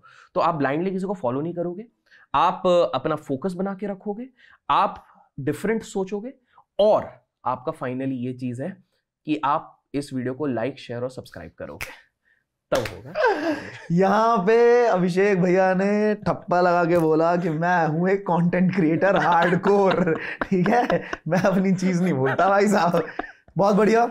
मेरे पास क्वेश्चंस बहुत सारे थे बट मुझे आपके साथ करने में इसलिए मजा आता है पॉडकास्ट कि क्वेश्चंस पूछने की जरूरत नहीं पड़ती, मतलब एक फ्लो में जाते हैं हम और वो कन्वर्सेशन इतना जबरदस्त, बाद से लेके पता नहीं किस किस चीज की बात कर ली आज हमने, मजा आया। क्वेश्चंस फिर रह गए तो अगला पॉडकास्ट तो होने ही वाला है।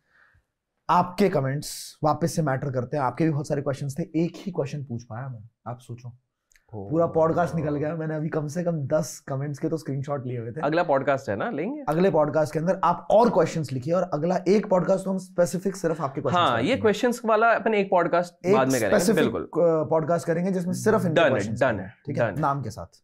हाँ सबका नाम लिया जाएगा जिन जिन ने क्वेश्चन पूछा है और करेंगे। चलो दोस्तों, thank you so much podcast को पेशेंटली देखने के लिए, लाइक करने के लिए, शेयर करने के लिए, और ज्यादा लोगों तक पहुंचा के उनके दिमाग को बढ़ाओ यार, मतलब उनके दिमाग को थोड़ा सा बेहतर करो। And let's make India better place to live and to prosper.